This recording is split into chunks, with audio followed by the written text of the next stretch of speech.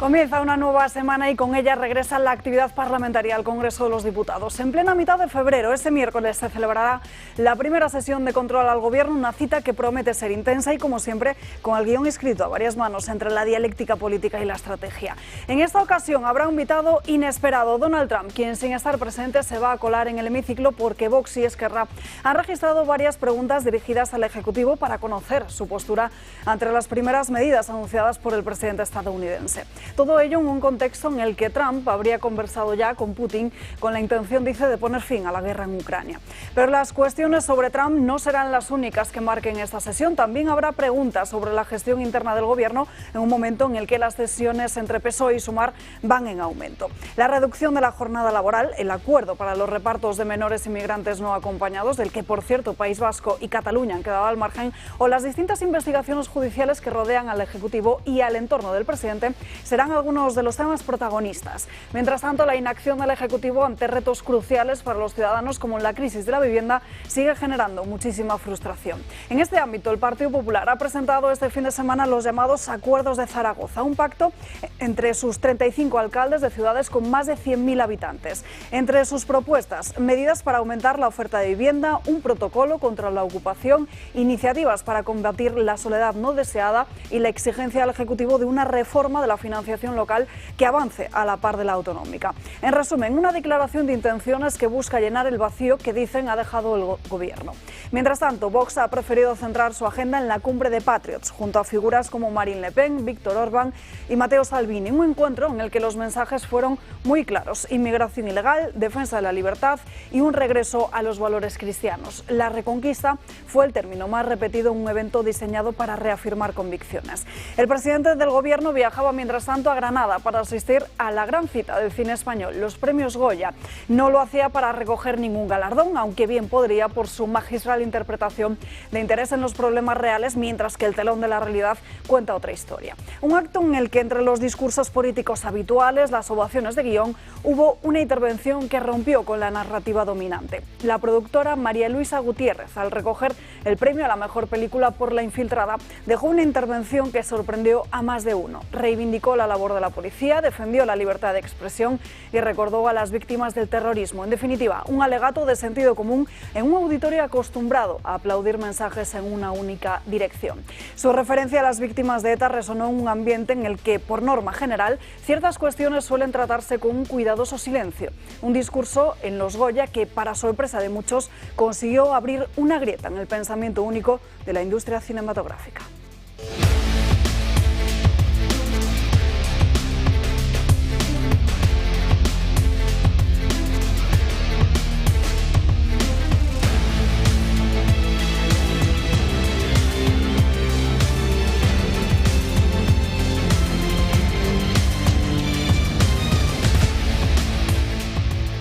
Muy buenos días, comenzamos la semana aquí en Dando Caña. Arrancamos este lunes día 10 de febrero y lo hacemos además con una noticia de última hora porque hay novedades en torno al caso del fiscal general del Estado. Se trata en el último informe que ha entregado la UCO al magistrado del Tribunal Supremo, donde se acredita que el fiscal general del Estado borró sus mensajes de WhatsApp hasta en 2 ocasiones diferentes en el mismo día en el que la Sala Segunda abrió causa contra él por un delito de revelación de secretos. Es una noticia de última hora de la que enseguida les ampliamos precisamente todos los detalles. Muchísimos asuntos encima de la mesa y comenzamos, como siempre, con el comentario de Josep María Francas. Muy buenos días. Muy buenos días. Pues mira, es que he tenido un fin de semana de relax bastante interesante y entonces he seguido bastante pocas Qué cosas. Maravilla.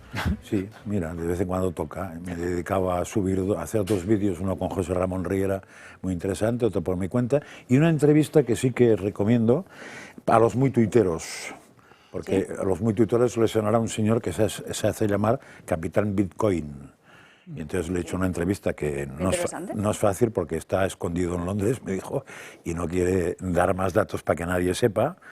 Y bueno, ha tenido cierto éxito porque dice cosas muy peculiares. Recomiendo que la gente la lea, están en noentiendonada.es. Entonces yo seguía los 3 partidos más importantes ahora mismo, y es lo que has dicho tú, o sea, lo seguí de lejos, el PSOE en lo de los premios Goya, que no es una gala que me interese especialmente, es más, no la he visto nunca, a pesar de que alguna vez después he cogido, por ejemplo, alguna canción que han interpretado ahí como muy buena, pero no en este caso, en otros años, ¿no? Y después me hizo cierta gracia ver que mientras el PP se dedicaba a ayuntamientos, Vox se dedicaba a lo internacional. O sea, lo del PP era un poco más diríamos, de tierra para abajo, de ponerse la chapela y ver el territorio, pero está bien, porque, claro, la diferencia para mí fundamental ahora mismo en cuanto a partido, entre el PP y Vox es la implantación. El PP es un partido que está muy implantado y evidentemente se tiene que basar en todo lo que sea política municipal porque es donde sale la gente, y en cambio Vox me parece a mí que donde está trabajando muy bien es en el tema internacional, entre otras cosas porque la implantación en España le va a costar. No es fácil ser un partido que tenga en todas las localidades gente que te pueda mantener las siglas en visión municipal. No es fácil eso, De hecho es lo que cuesta. Y muchas veces, ya lo he comentado aquí, los planteamientos que tiene ahora de discordancias en sitios y todo eso es justo porque la implantación territorial no es nada fácil. Sobre todo si queréis ir a gente buena. Si vas a monos no hay problema porque les mandas la hoja, como los ministros cada mañana les dicen hay que decir esto, lo dicen y ya está, y no protestan. Pero si vas a gente que tiene capacidad intelectual propia e incluso alguna vida profesional propia, es muy difícil que se traguen todo lo que digas. O sea, quieren opinar, entonces tienes un follón. Ahora, lo que más me alucinó el fin de semana es el ataque furibundio de la prensa del entorno que tendría que ser la derecha y no precisamente el centro derecha, hacia el tema de Vox. O sea, era una cosa alucinante, no solamente las televisiones sino las radios, pero vamos, brutal. O sea, que eran enviados de Putin, que eran a favor del aborto todos ahora, o sea, unas cosas insólitas que dices, ostras, lo del Quijote, que no es el Quijote de ladran, luego cabalgamos, ya se ve que funciona. O sea, ladran mucho, deben... Es una frase que dijo el propio Santiago Abascal el sábado. Pues mira, no lo sé, pero que a mí me han dicho que no es del Quijote esta frase, sino que se atribuye al Quijote, pero no está, es otra la que hay en el Quijote. Pero es muy real, o sea, ladran mucho, luego deben cabalgar bastante y supongo que muy bien. Saludamos rápidamente al resto de invitados que nos acompañan esta mañana. Juan Antonio de Castro, muy buenos días. ¿Qué tal? Buenos días. ¿Qué tal también a Marcos de Quinto? Buenos días. Y en último lugar saludamos a Miguel Robledo. Buenos días. Vámonos ya con lo que nos va a deparar esta semana en lo político. Marién Vallejo, muéstranos ese calendario. Muy buenos días. Muy buenos días, Salva. Pues la semana arranca y como cada lunes pues toca hacer un repaso de las citas políticas de esta semana. Una semana que además ya ha comenzado. Esta misma mañana la ministra de Trabajo, Yolanda Díaz, se ha reunido con los secretarios generales de la UGT y de comisiones obreras para firmar la subida del salario mínimo interprofesional en un 4,4% para este mismo año. Un salario que se establece en 1.184 euros mensuales por 14 pagas, 50 más que la cuantía fijada para el año pasado. También esta mañana Margarita Robles, la ministra de Defensa, ha visitado Mira, en Cuenca, uno de los municipios afectados por la Dana el pasado 29 de octubre. Lo ha hecho además para visitar los trabajos de reparación y acondicionamiento de la zona. Ya el miércoles 12 de febrero el Congreso va a celebrar la primera sesión de control de este año, a la que se espera que acuda el presidente del Gobierno. A él le van a preguntar, entre otros, Feijóo y Abascal. El del PP lo hará sobre el funcionamiento del Gobierno y el de Vox sobre las relaciones de España con otros líderes políticos. Ese día, además, también en esa sesión, el Gobierno espera convalidar la revalorización de las pensiones, la prórroga de los descuentos al transporte y las ayudas a los afectados por la Dana. Se prevé que esto se apruebe con el sí del Gobierno, de Junts y también del PP. Ese día los populares buscan la reprobación del fiscal general del Estado, algo que a diferencia de esta anterior cuestión no se espera que salga adelante.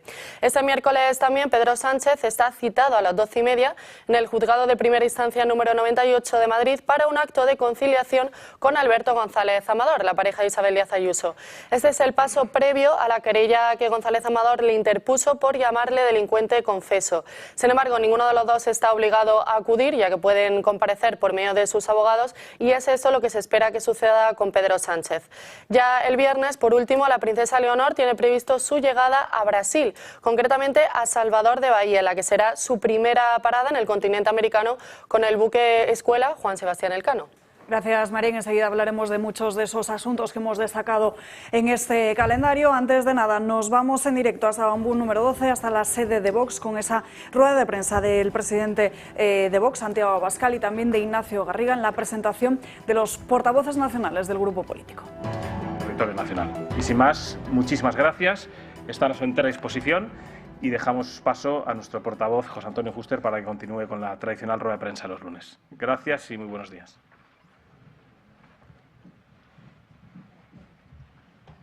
Ahora bien, no se mueva.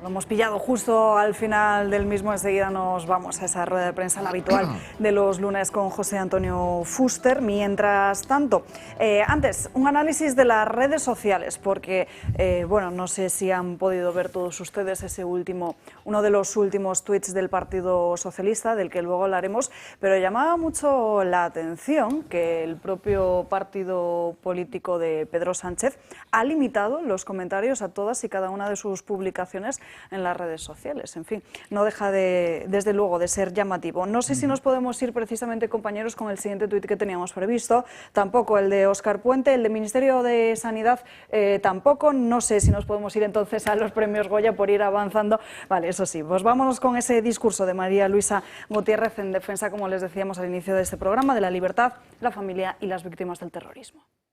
Arriesgan su vida al final por el bien común y arriesgan su vida sobre todo por defender los principios de la democracia. Y recordemos que la democracia se basa en la libertad de expresión y la libertad de expresión se basa en poder que cada uno piense lo que piense y aunque yo esté en las antípodas de lo que piensas tú, que te respete y que tú tengas el derecho a decir lo que piensas.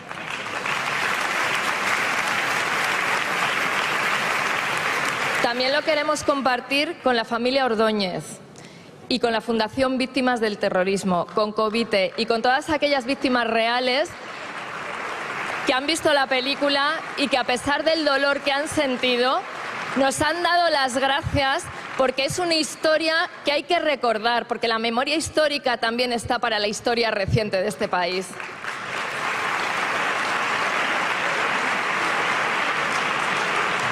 Y por último, quiero compartir mi trocito de Goya con mi socio Santiago Segura, porque nuestra empresa hace películas, comedias familiares que dan mucha taquilla y gracias a ellas podemos hacer películas arriesgadas como esta. En una industria sana se necesitan los dos cines, uno no puede vivir sin el otro.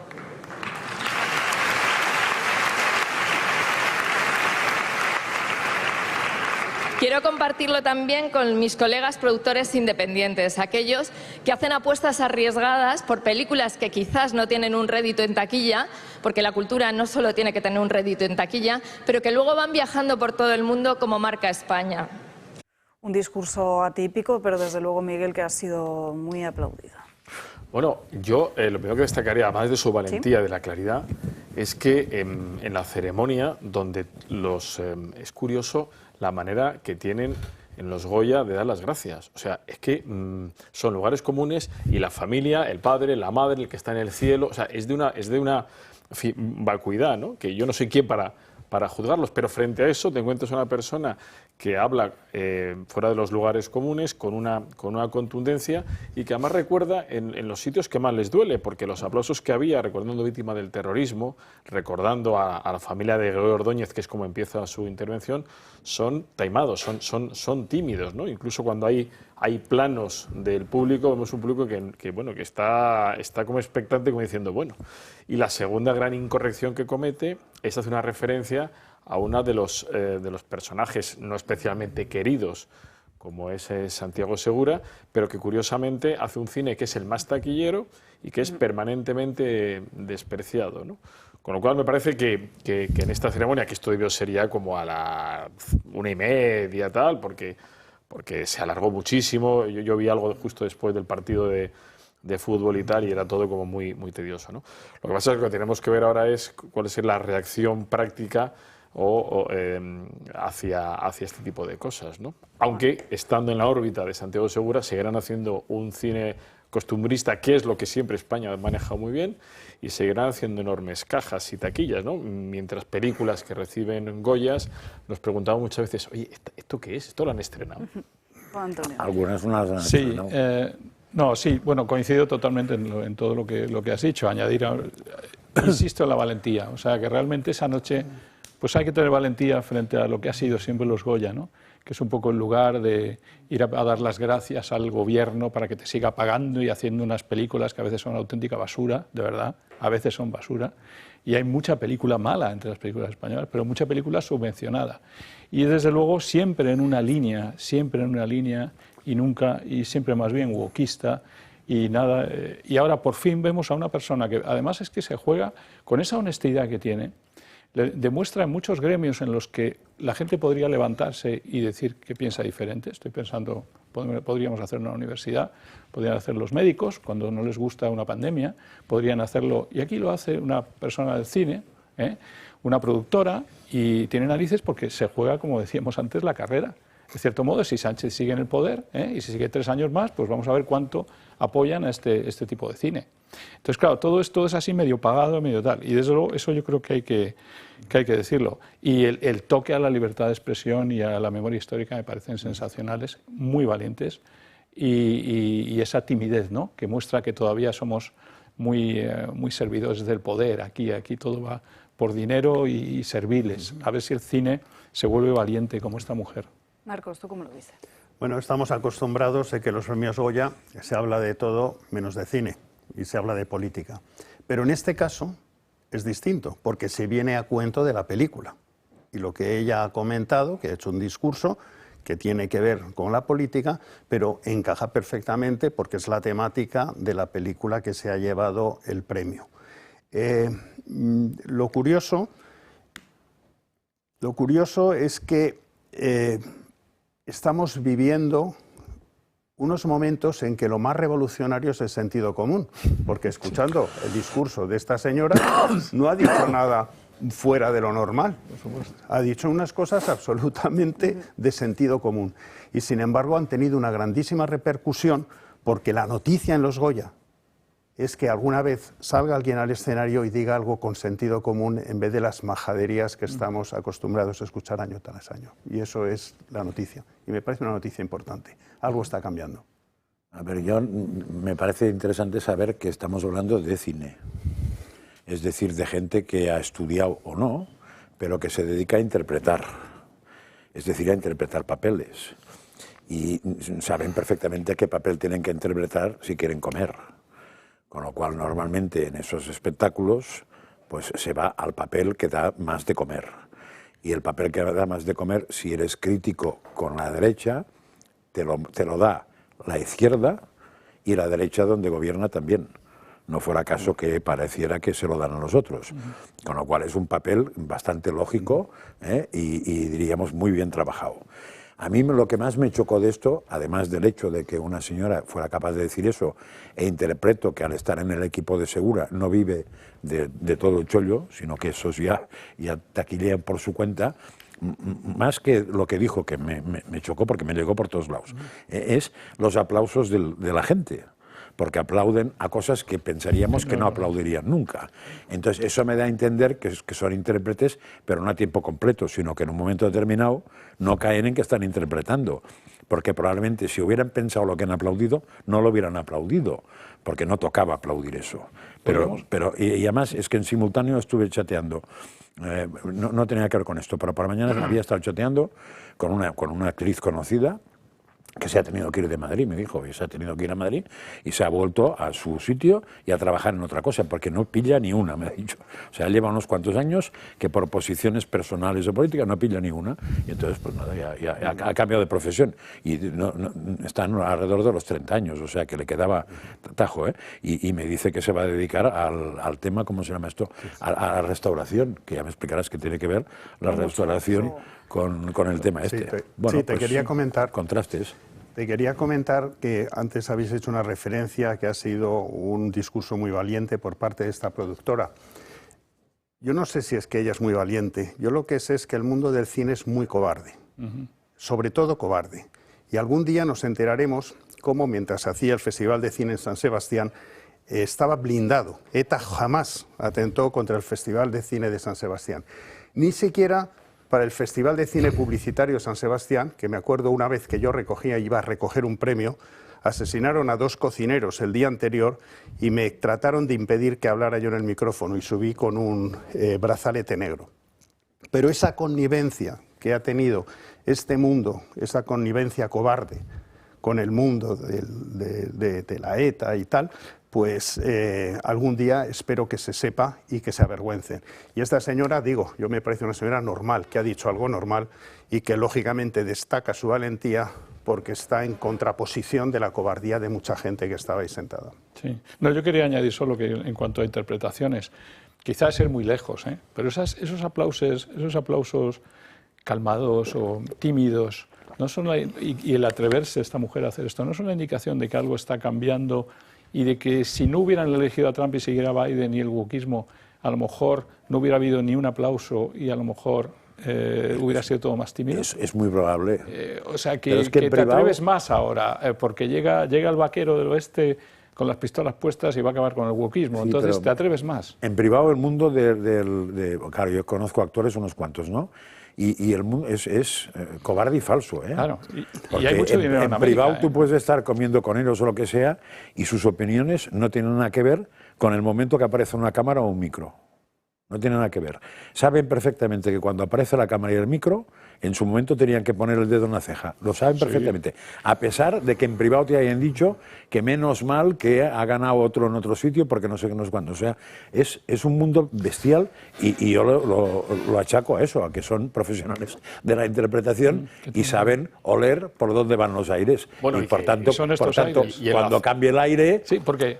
Pero además, siempre les quedará el rescoldito de la ceja. Y el dinero de Estados Unidos es importante, ¿eh? Sí, hombre, sí. Pero enlazando con la cobardía, es decir, es evidente que no todos el sector está en el rollito. Lo que pasa es que, evidentemente, una profesión donde la contratación, el que trabajes o no trabajes, es tan irregular y depende de tantos factores, lo que tienes es a una masa callada y subiéndose al carro. El último ejemplo, que es Aviso Navegante, lo hemos tenido con la actriz transexual con Carla, ¿no? Es decir, oiga, ha sido la gran apestada y se atrevió, hubo dos, uno fue Tangana. Tangana, sí. Tangana. Y luego no sé qué, y luego el director de la película esta de los Andes, que ahora no me sale el... Bayona, los únicos que tuvieron uno en la alfombra y otro en el escenario, de recordar a esta mujer como una injusticia, ¿no? Que en el fondo ha bebido la taza de lo que es la cancelación. Y no olvidemos que los Goya y los Oscar y los próximos Oscar estarán bajo dominio trumpista. Sobre Carla Sofía Gascón se le preguntó precisamente a muchos de los invitados, entre ellos a los Javis, que sí que es cierto que defendieron a la actriz trans, asegurando que ya ha pedido perdón, aunque eso sí, lo hacían enviando un mensaje en el que solicitaban que muchos no opinaran tanto ni reflexionaran sobre ciertas cuestiones. Y creo que también hay que reflexionar, ya me estáis calentando, pero creo que hay que reflexionar mucho sobre las opiniones, ¿no? La necesidad de opinar continuamente. Hay que callarse un poco más también, porque... Pero por todos los lados, porque... Por todos los lados. Es un verde de opiniones. Claro, porque creo que la reflexión es algo que no está muy en boga. Creo que la reflexión, la cautela, la calma, la paciencia y eso, y no tener que opinar continuamente e inmediatamente, es algo que deberíamos considerar. Como no hay que opinar de todo el rato, tu opinión no es importante. Bueno, a estos premios en Granada acudió el presidente del Gobierno, Pedro Sánchez, que fue recibido de esta forma. Le preguntaron también sobre eso. ¡Pedro Sánchez, hijo de puta! ¡Pedro Sánchez, hijo de puta! Bueno, el presidente del Gobierno no fue el único miembro del Ejecutivo que acudía a los premios de los Goya. También estaba Yolanda Díaz, Ernest Urtasun, que es el ministro de Cultura, y el propio presidente de Andalucía, Juanma Moreno Bonilla, que, por cierto, está siendo muy criticado por una imagen, la fotografía en el fotocall sonriente junto a Pedro Sánchez y también a la propia Yolanda Díaz.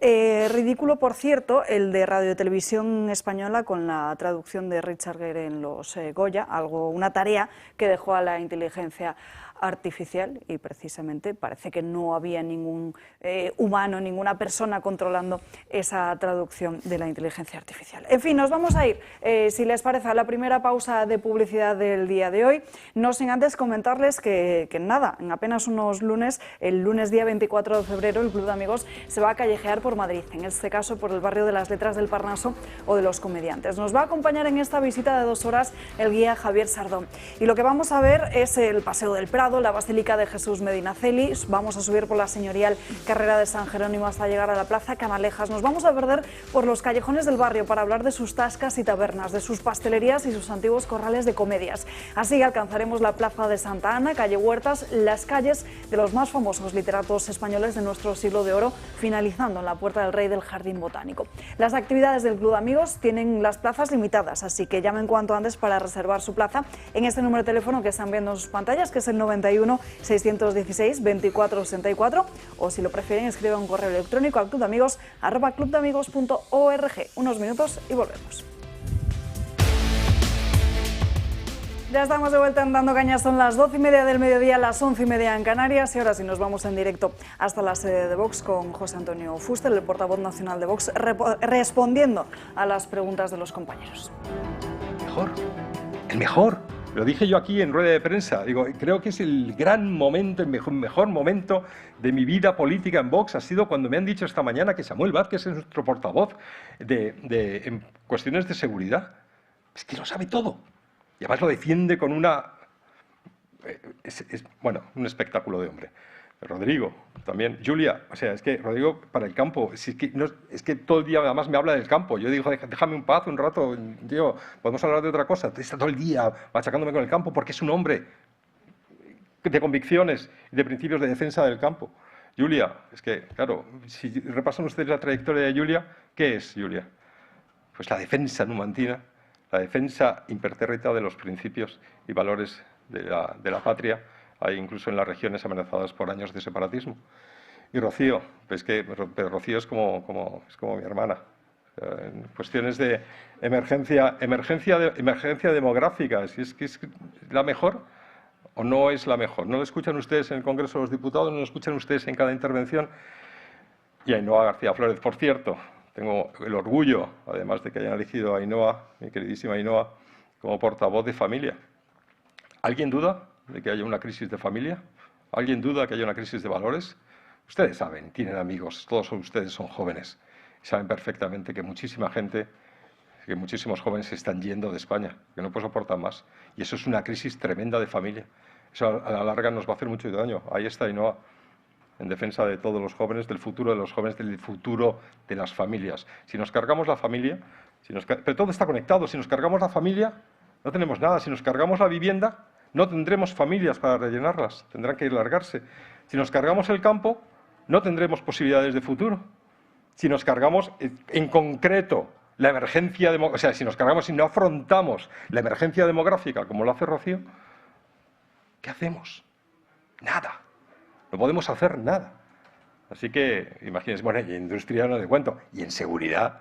O sea, Alberto, tienes un trabajazo con el tema de industria, pero Samuel, con el tema de la seguridad, si tú no tienes barrios seguros, si no tienes las calles seguras, si no das un futuro de seguridad a tus hijos, ¿dónde está la familia? ¿Dónde está la vivienda? ¿Dónde está la economía? ¿Dónde está la industria? ¿Dónde está el campo? No hay nada. Sin seguridad no hay nada. Estos son los grandes temas que nos reúnen a todos. Los jóvenes, con Julia, la Agenda España con Isabel, y por supuesto, una de las mejores entre las mejores, a Pepa, en la portavocía del Congreso, que tiene que lidiar con ustedes de esa manera cada martes. Y yo aprendo tanto de ella. Señores, y para colofón de todo, Jorge Buxade. Si quieren, les hago una semblanza de Jorge Buxade. No hace falta, ¿verdad? No hace falta. Grande. Pues eso es lo que nos une.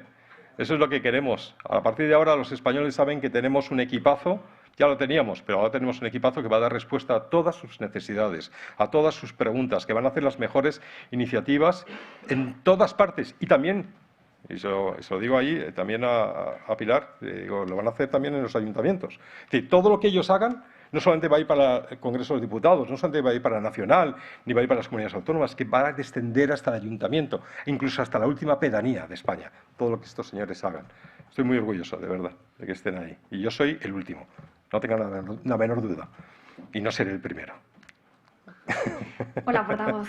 Quiero preguntarle por 3 asuntos. ¿Tres? El primero, una valoración sobre el último informe de la UCO que acredita que el fiscal general del Estado borró mensajes el día que el Supremo le encausó.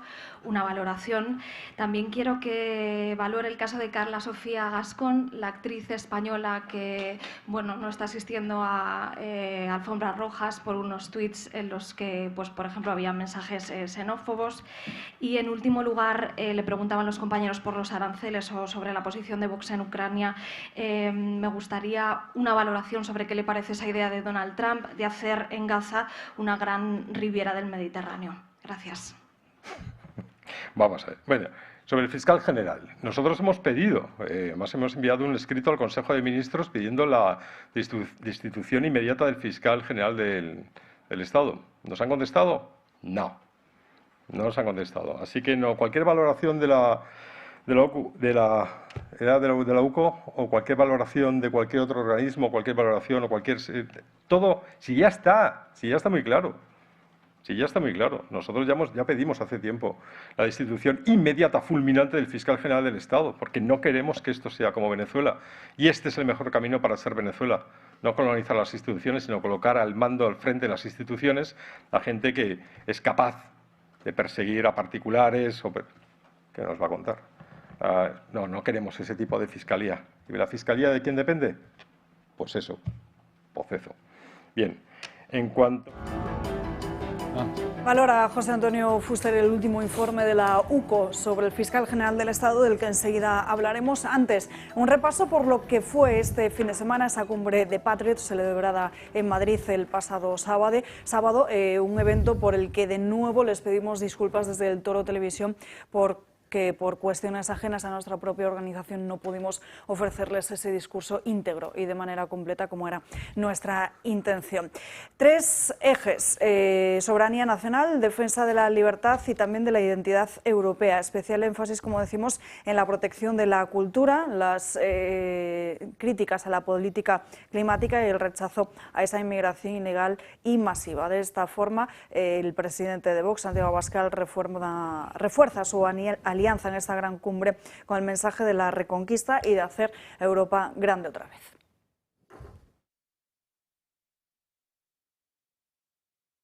Y derrotar a esos enemigos de nuestro pueblo es sin duda la batalla de nuestro tiempo. Por lo tanto, gracias en definitiva, queridos amigos, por apuntaros a esa batalla, a los de la primera fila y a los de la última fila. Y sobre todo por esa voluntad de colaborar hasta conseguir la victoria, hasta conseguir la reconquista, que yo no iba a mencionar, pero que me ha gustado escuchar en cada una de vuestras intervenciones. Nos gusta mucho a los españoles que nos conozcáis por esa gesta tan extraordinaria de nuestros antepasados, por haber sido el muro de Europa en el avance del islamismo. Estamos dispuestos a volver a serlo. Quiero agradecer a todos por el apoyo durante el juicio en el que fui imputado durante 3 años con la acusación de secuestro de personas, por haber bloqueado los desembarcos de inmigrantes clandestinos en Italia. Finalmente, en diciembre fui absuelto, ha ganado el derecho a defender las fronteras de la invasión. Hemos ganado nosotros. Han perdido Pedro Sánchez y la ONG de izquierda, a quienes enviamos un cariñoso saludo desde esta multitud en Madrid. Bye bye Pedro, bye bye Open Arms, viva la libertad. Nosotros llevamos 15 años construyendo una Hungría libre, conservadora y cristiana. Hungría hoy es el laboratorio de la política conservadora. Ningún inmigrante ilegal puede entrar a Europa a través de nosotros. El cruzar la frontera sin permiso es un delito en mi país. Y el resultado, el número de los inmigrantes en Hungría es 0.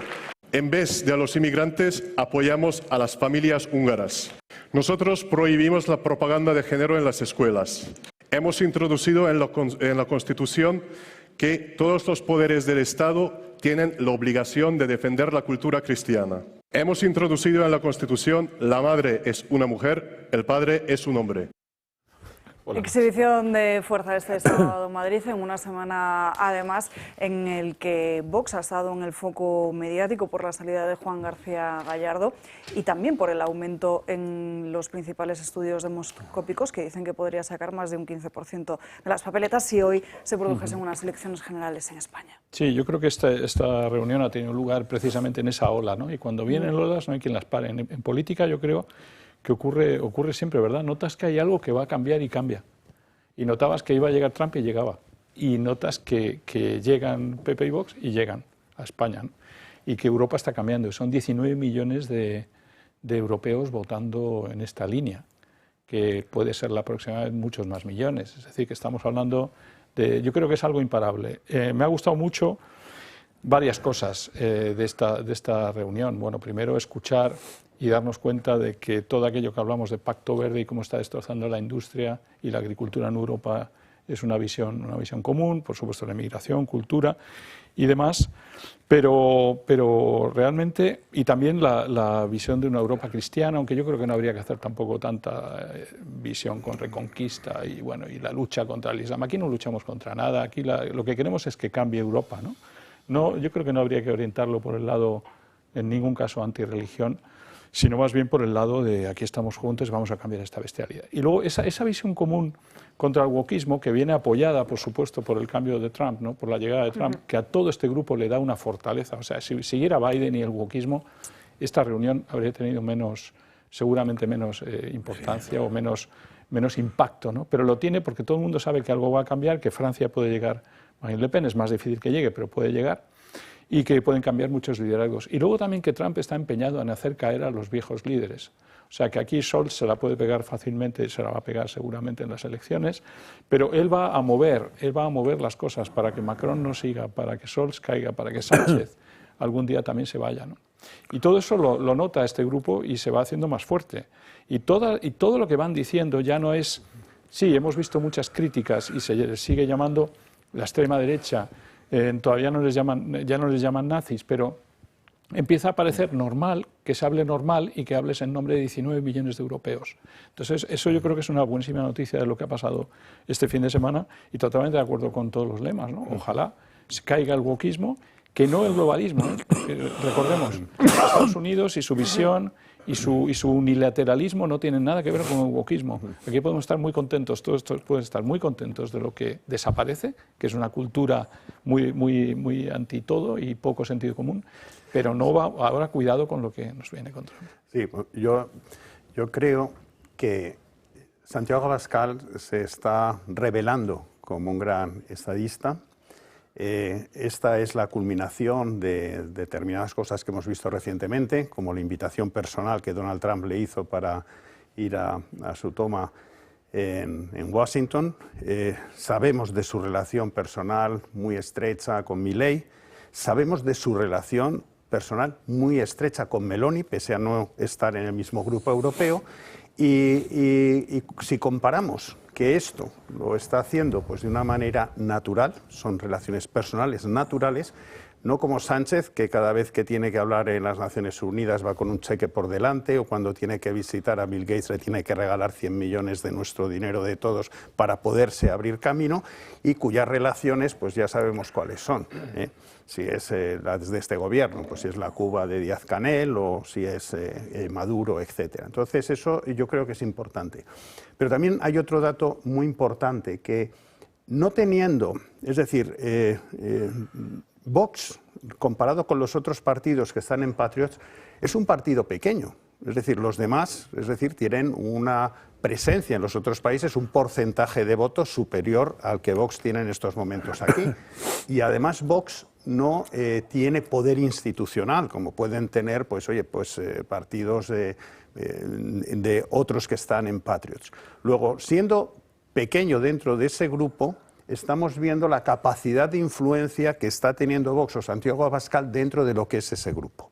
Y en contraposición estamos viendo que Feijóo y el PP, siendo el segundo partido del PP europeo, y además con un poder institucional tremendo que se lo dan las 12 autonomías donde ellos pues mantienen el poder, presupuestos, etcétera, pues yo no le veo a Feijóo que tenga peso dentro del PP europeo, porque hemos visto temas como el de Teresa Rivera, etcétera, diciendo, oiga, pero si usted es el segundo partido dentro del PP europeo, no me diga que usted no tiene capacidad de influencia en von der Leyen, o nos está engañando y si la tiene y no la quiere ejercer, o no la tiene. Y cualquiera de las dos cosas es una mala noticia para España. Y es un poco lo que decía al principio, el PP se ha concentrado en ayuntamientos y en cambio estos se han concentrado en tema internacional, eso indica algo, ¿no? A ver, que Vox se mueve muy bien en el mundo internacional, yo creo que no es por inspiración divina, son por horas de trabajo, ¿eh? O sea, y cuidado que en Europa se mueve, pero en Iberoamérica, en Latinoamérica o Hispanoamérica, como le queráis llamarle, mucho más, pero no de ahora. O sea, cuando empieza Vox, de las primeras cosas que se hace son las relaciones en todo lo que es Hispanoamérica, con lo cual esta convención la podría hacer allí y veríamos, tendría gente de Chile, de Colombia, de todos los sitios, ¿no? Eso a mí me parece que está muy bien trabajado, pero que son muchas horas de esfuerzo y la visión de pensar que eso es importante. Claro, si jugamos a que Europa es importante, o consigues eso o te dan en fila india todo el rato, ¿no? Eso me parece que está claro. Yo lo que sigo, me ha chocado este fin de semana, ya he dicho, los ataques de la prensa del entorno de la derecha, no ni siquiera centro-derecha, sino derecha, y sobre todo que el PP, cuando le han preguntado sobre todo eso de Vox, sigue no entendiendo que no puedes llamar ultraderecha al que mañana tendrás que tener para darle un cargo con tu gobierno, porque entonces te estás metiendo tú justo en un fregado. O sea, cada vez que el PP acepta que se aparque a Vox con la etiqueta de lo que quieras, se está metiendo porquería encima. Y no, digamos, cuando lo dice él. Y la mayoría de portavoces de este fin de semana han hablado de eso, de que eso era un reducto de ultraderechistas, tal, no sé qué. Pues entonces, ¿cómo puñeta vas después a poder hacer el gobierno de donde quieras? Si resulta que son tan malos, tan desagradables. Lo de la famosa chica esta de Extremadura, las declaraciones aquellas antes de pactar, eso lo que hacen... Guardiola. Eso lo que hacen es invalidar la cabeza y la figura política de Guardiola, fundamentalmente, porque hay que ser ceporro para decir exactamente eso cuando sabes que vas a tener que pactar con eso. Pero en fin, como no lo entienden... Tengo la esperanza de que el Partido Popular, y en particular el europeo, y por consiguiente el Partido Popular, va a ir yendo hacia el trumpismo a velocidades del rayo. Bueno, ya me gustaría, ¿eh? Miguel. O sea, yo creo que estamos aquí viviendo una patología, ¿no? Que es el síndrome de la buena enroscada, ¿no?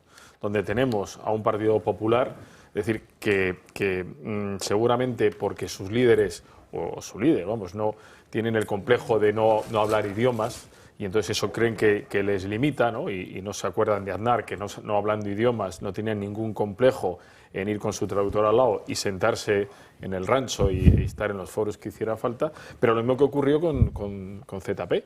ZP era otro paleto internacional que, acordaos, que no se movía del asiento en las reuniones, en las cumbres, no vaya a ser que alguien le preguntase hola, ¿cómo estás? Y él de repente no supiera articular. Eso es por un lado, ¿no? Con lo cual creo que hay un complejo que no lo tiene en este caso Vox, es decir, señores, yo hable o no hable, yo no sé, Santiago no creo que sea un políglota, pero bueno, estará ahí haciendo unos esfuerzos, pero hable o no hable, no tiene complejo, sale y encima se pone al frente de Patriots, que dices, joder, pues chico, más berenjenal de idiomas no puede haber aquí. Y por otro lado hay una cuestión estratégica, ¿no? Yo creo que Vox lo que está es demostrando la incapacidad contra todo pronóstico inexplicable del Partido Popular en aspectos estratégicos. Es decir, hoy los temas, como tú bien decías, oiga, si están muy bien los temas municipales, pero hoy muchas de las batallas están en el tablero universal. La Unión Europea. Y al final el Partido Popular ha tenido una histórica relación que es normal, sobre todo en Iberoamérica, con partidos homólogos. Eso ya no existe y en la mayoría de los casos no existe por complejos.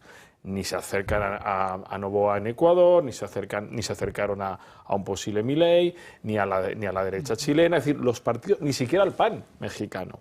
Entonces, claro, y por la parte europea, lo estaba diciendo Marcos, es decir, oiga, es que no somos nada. Es decir, que la segunda fuerza del Partido Popular Europeo no tiene el peso suficiente para decirle a la vicepresidenta europea, nuestra Teresa Rivera, esta señora no, y todos tengamos que tragar. Entonces, esos dos planteamientos están poniendo en evidencia, yo creo que al Partido Popular, que contra todo pronóstico está en un camino que le lleva al agujero. Al Partido Popular, precisamente, Juan Antonio, es hacia donde miraban el día de ayer Santiago Abascal, el presidente de Vox, después del sábado estar en esta cumbre de Patriots, se trasladó, viajó hasta Murcia en un encuentro con más de 1.400 afiliados y simpatizantes, donde puso una única condición para pactar los presupuestos autonómicos con los populares, que el PP rompa precisamente con el PSOE en Bruselas. Decir con total rotundidad que no va a haber ningún tipo de presupuesto ni en Murcia ni en ninguna región de España en la que no tengamos una garantía explícita y una ruptura clara de los pactos de populares y socialistas en Bruselas.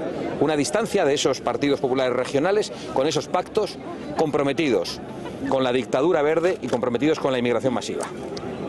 Como han roto los pactos a las órdenes de von der Leyen, que es la socia de Feijóo y a la vez de Pedro Sánchez, tienen una opción: contar con Pedro Sánchez para aprobar esos presupuestos. Pero si quieren los votos de Vox, ya saben lo que tienen que hacer. Antonio. Bien, muy claro, ¿no? Está claro y en la línea de lo que va a ir pasando. O sea, como hablábamos antes, el Partido Popular Europeo creo que va a ir rompiendo poco a poco con los socialistas, viendo la que se le viene, porque se le vienen estos 19 millones más gente y se le viene un trumpismo que empieza a cambiar liderazgos en Europa. Y Europa va a cambiar, entonces yo veo ahí ese movimiento, y Abascal lo sabe, y por eso plantea esta situación, ¿no? Plantea decir, bueno, pues o rompéis o no, sabiendo que en definitiva a la larga van a acabar rompiendo. Yo creo que eso es un lado. Y luego creo que es muy importante lo que señalabas, Franca, sobre el tema de ayuntamientos o internacional. La idea de Abascal de abordarlo internacionalmente es muy interesante, sin necesidad de tener un refuerzo a nivel de ayuntamientos, porque lo internacional cala a nivel nacional en todas partes. Cuando tú tienes una visión internacional, eso es lo que no ha sabido ver el Partido Popular. El Partido Popular, al no enfocar a internacional, no llega a toda España. Por mucho que quiera trabajarse, se lo tendrá que trabajar a nivel local. Pero lo ha hecho a través de nivel internacional Vox y eso le va a traer fruto. Y desde luego tiene que cambiar el Partido Popular Veamos precisamente, si os parece, la última de las encuestas que aparece publicada en los medios de comunicación. Esta que van a ver es la elaborada por NS Report para La Razón, que pronostica que subiría el Partido Popular y lo haría con una horquilla de entre 149 y 151 escaños. No cae tanto como se podría prever el Partido Socialista, también en parte beneficiado por la caída del resto del arco parlamentario de la izquierda, ya lo ven sumar, cae incluso por debajo de los 10 asientos en el Congreso de los Diputados, y ahí vemos también como Vox se mantiene al alza con unos 41-43 escaños en la Cámara Baja, que incluso hay quien dice que podría esa cifra seguir aumentando, incluso por encima de los 50 que cosechó en una primera legislatura. Miguel. No, seguimos en lo que hemos contado muchas veces, ¿no? El Partido Popular está en máximos históricos, sí, en porcentaje. Sí. Teniendo en cuenta que cuando ha tenido esos máximos históricos no tenía una opción, como puede ser en este caso Vox. Con lo cual, el resultado del Partido Popular, en el mejor de los escenarios, va a andar por ahí. Es decir, 3 arriba, 2 abajo, es decir, está en máximos. Con lo cual, pues bueno, pues chicos, atacar en este caso a Vox es un error táctico, porque de ahí no vas a rascar, al contrario, vas a fortalecerlos. Tú mantén tu intención, si puedes rascar un poquito más, rasca un poquito más, pero insisto, es que está en máximos. Sí, a ver, no, es que lo que ha salido del tema de los presupuestos autonómicos y la Unión Europea, hay una noticia que publicaba la Gaceta, no sé si es el viernes pasado, y la voy a titular porque marca mucho eso. Dice: el PP europeo rechaza la propuesta de patriotas de un debate en la Eurocámara para suspender el Pacto Verde. Sí. ¿Y cómo lo rechaza? Pues en base a votar con el PSOE. Entonces lo digo porque todo tiene sus explicaciones. Entonces, claro, si te encuentras la famosa ola que dices tú, pues ya se ve que no ha llegado. O sea, igual empieza, pero no la han pillado esta ola, porque cuando ya se está rebotando el campo español, y lleva tiempo, cuando incluso algunos portavoces del PP se están dando cuenta que están perdiendo el campo y que se está hundiendo. Hoy hay otra noticia de la cantidad de empresas que han cerrado en España. 14.000. No, pues, bueno, pues entonces te encuentras que en la Unión Europea se les ocurre hacer eso. que es apoyar que no se discute ni siquiera el Pacto Verde. Claro, llega un momento que es muy difícil entender que PP y PSOE, y a mí me cuesta, me cabrea decir eso, me molesta profundamente, pero me cuesta mucho entender a veces que no son hijos de la misma madre.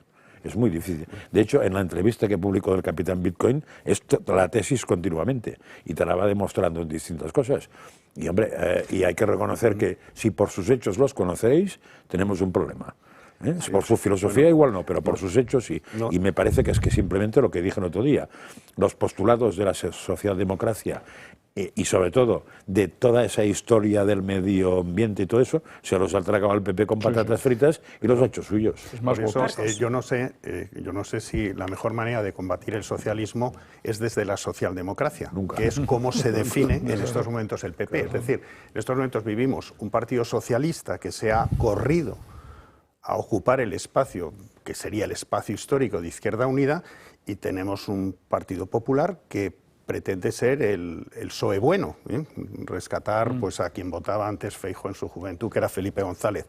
Mira, yo creo que primero los españoles están tan deseosos de poder sacar del gobierno a Sánchez que con buenas intenciones y con buena voluntad, pues los españoles están diciendo que se alíen Vox y Partido Popular. Pero un momento, hay que pensar, ¿se alían en torno a qué? Porque si aliarse el Vox y el Partido Popular es para defender la Agenda 2030 que defiende el Partido Popular con el PSOE, pues no. Si es para legalizar a 500.000 de inmigrantes ilegales, los cuales muchos de ellos rompieron su pasaporte y desconocemos en estos momentos sus antecedentes penales, que es lo que está de acuerdo el PP con el PSOE, oye, pues quizá no.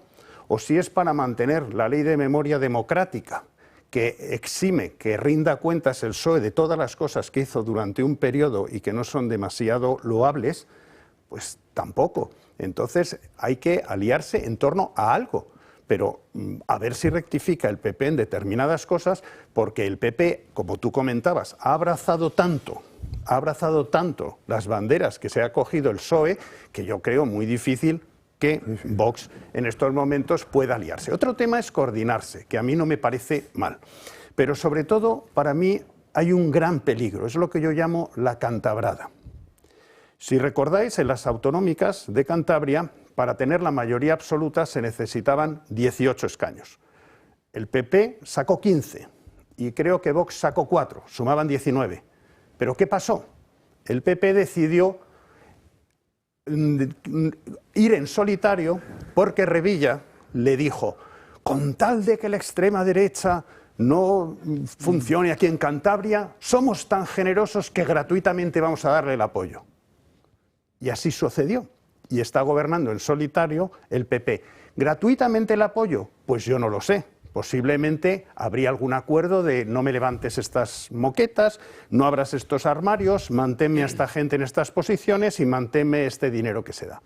Luego, ese problema de la cantabrada, a mí, hasta que yo no escuché a Feijóo diciendo, como Trump, en el día 1 en que yo entre a gobernar, primero, el nuevo consejero delegado de Telefónica o el de Indra se van fuera, lo mismo que han hecho estos. Me quito a todas estas personas que están en estas instituciones, voy a hacer tal. Y entonces decía, oye, pues perfecto. Pero en estos momentos yo no conozco nada de eso y tengo el pánico de que ganando el PP, en un momento determinado, el PSOE, en una situación de descalabro y forzado por fuerzas, qué sé yo, pues dijera, con tal de que no gobierne Feijóo con la extrema derecha, vamos a hacer el sacrificio de darle nuestro apoyo gratuito. Y eso sería un gran problema.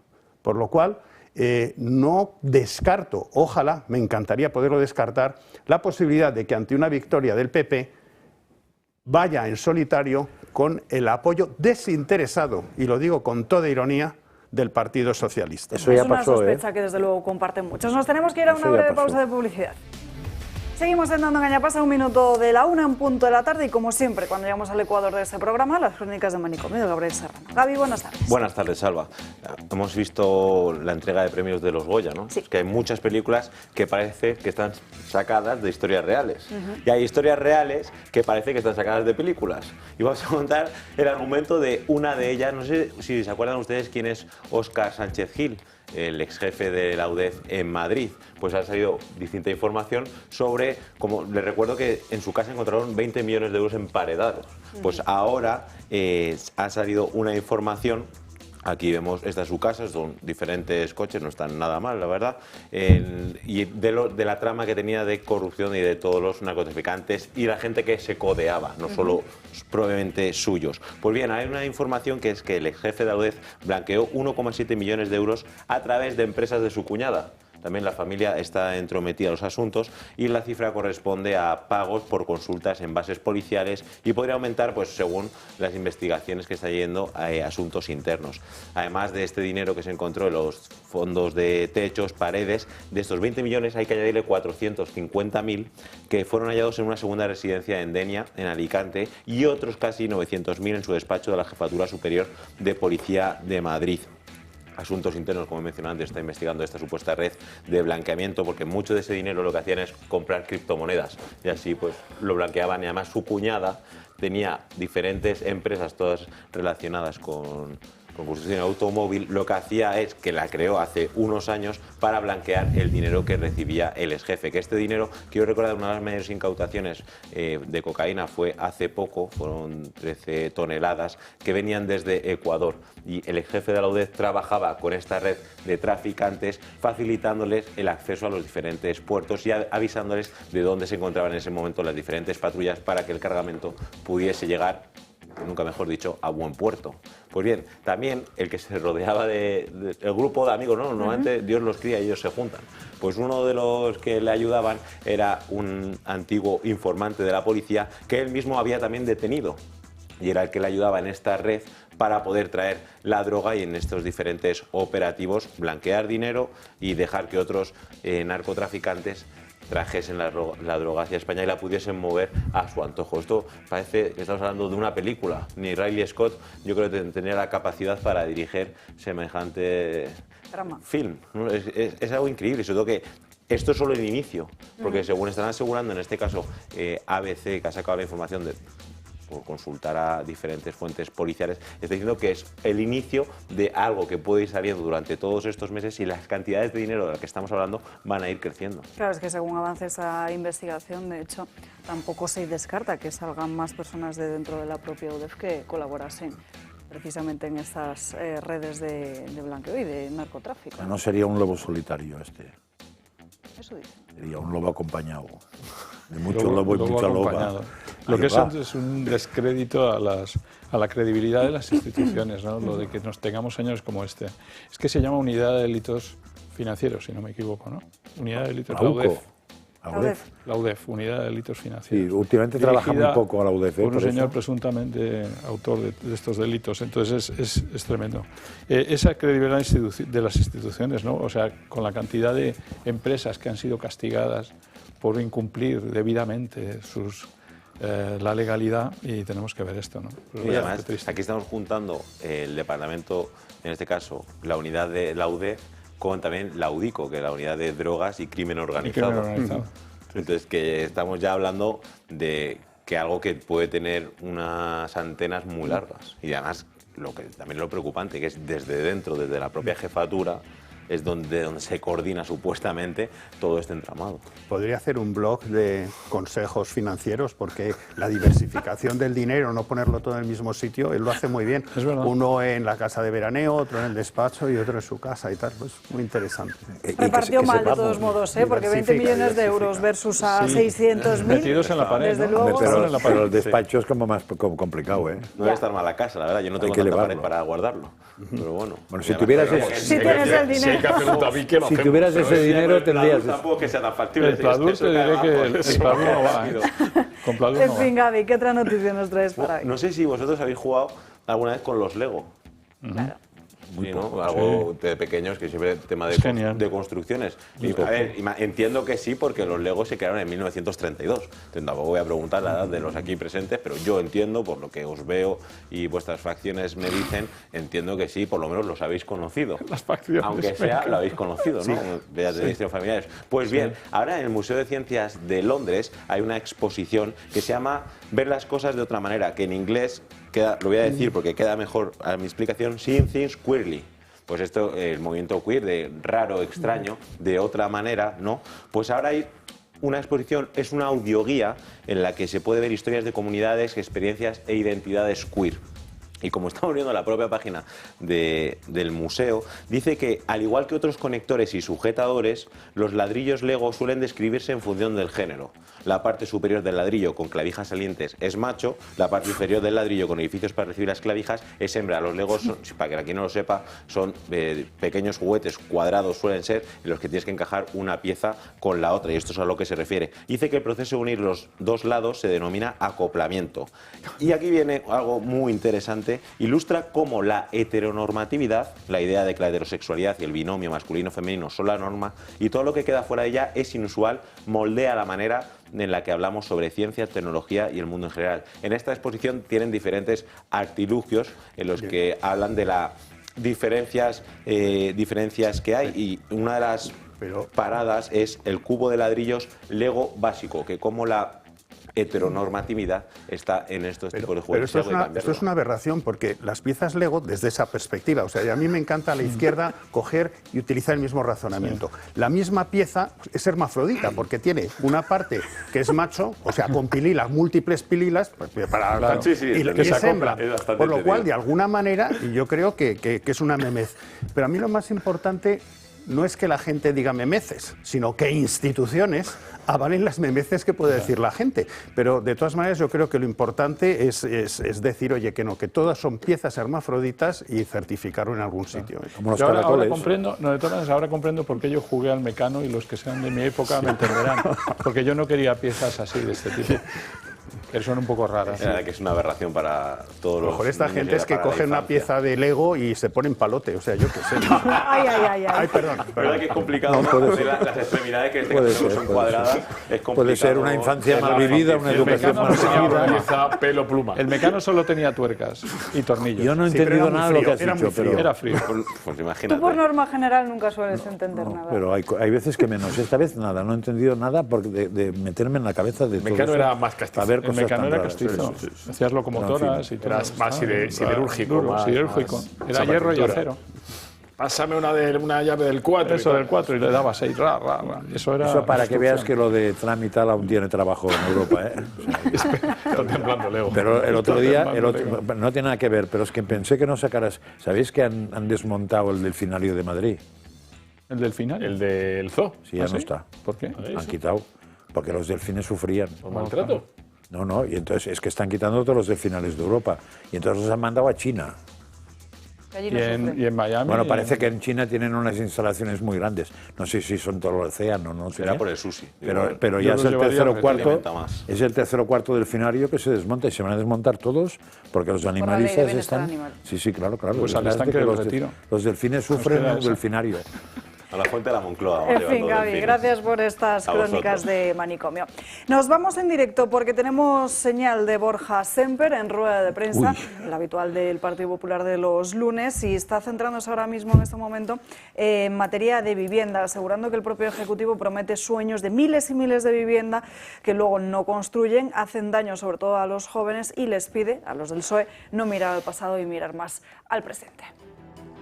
No por nosotros, no por el Partido Popular, sino por los millones de jóvenes que esperan que se haga algo ya. España no puede permitirse una generación perdida en vivienda. Nuestra agenda de propuestas seguramente, y esto no es un lamento, sino es una descripción, seguramente no genere tantos titulares como la agenda de escándalos de este Gobierno, con un presidente en la cuerda floja por numerosos casos. Sin ánimo de ser exhaustivo, las imputaciones de su esposa, de su hermano, la de su ministro número 23, señor García Ortiz, fiscal general del Estado, su ex número 2 en el Gobierno y en el partido, varios ministros en entredicho y exaltos cargos, justo cuando ahora la próxima semana, cumplirá un año desde que estallara este conglomerado de corrupción que nos inunda todos los días con detalles vergonzosos y escandalosos. ¿Y cuándo Sánchez tiene que ir el miércoles al juzgado? Es más probable que se produzcan nuevas imputaciones a que haya dimisiones en los próximos días. En este Gobierno, la responsabilidad se elude mejor que la vergüenza. En otro orden de cosas, quiero referirme también, porque lo hemos hablado en el Consejo de Dirección, al salario mínimo interprofesional.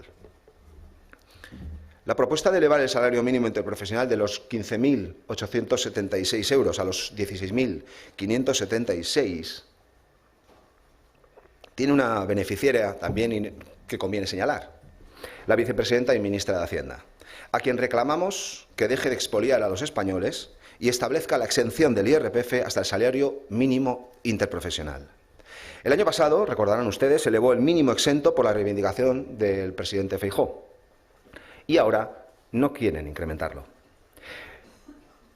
Basta ya de este infierno fiscal al que se somete a los españoles el Gobierno de Pedro Sánchez. El único que siempre gana es el Gobierno, eso sí, a costa de freír a impuestos. Antes de debatir en la mesa sobre el plan de vivienda del Partido Popular, hay que saber en qué consiste. María Vallejo, hola de nuevo, cuéntanos cuáles son los puntos de estos llamados acuerdos de Zaragoza.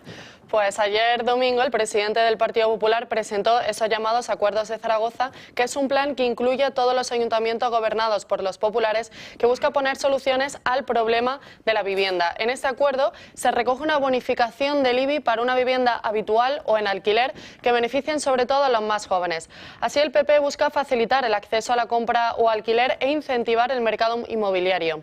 Además, también han presentado un protocolo antiocupación que va a proteger a los propietarios.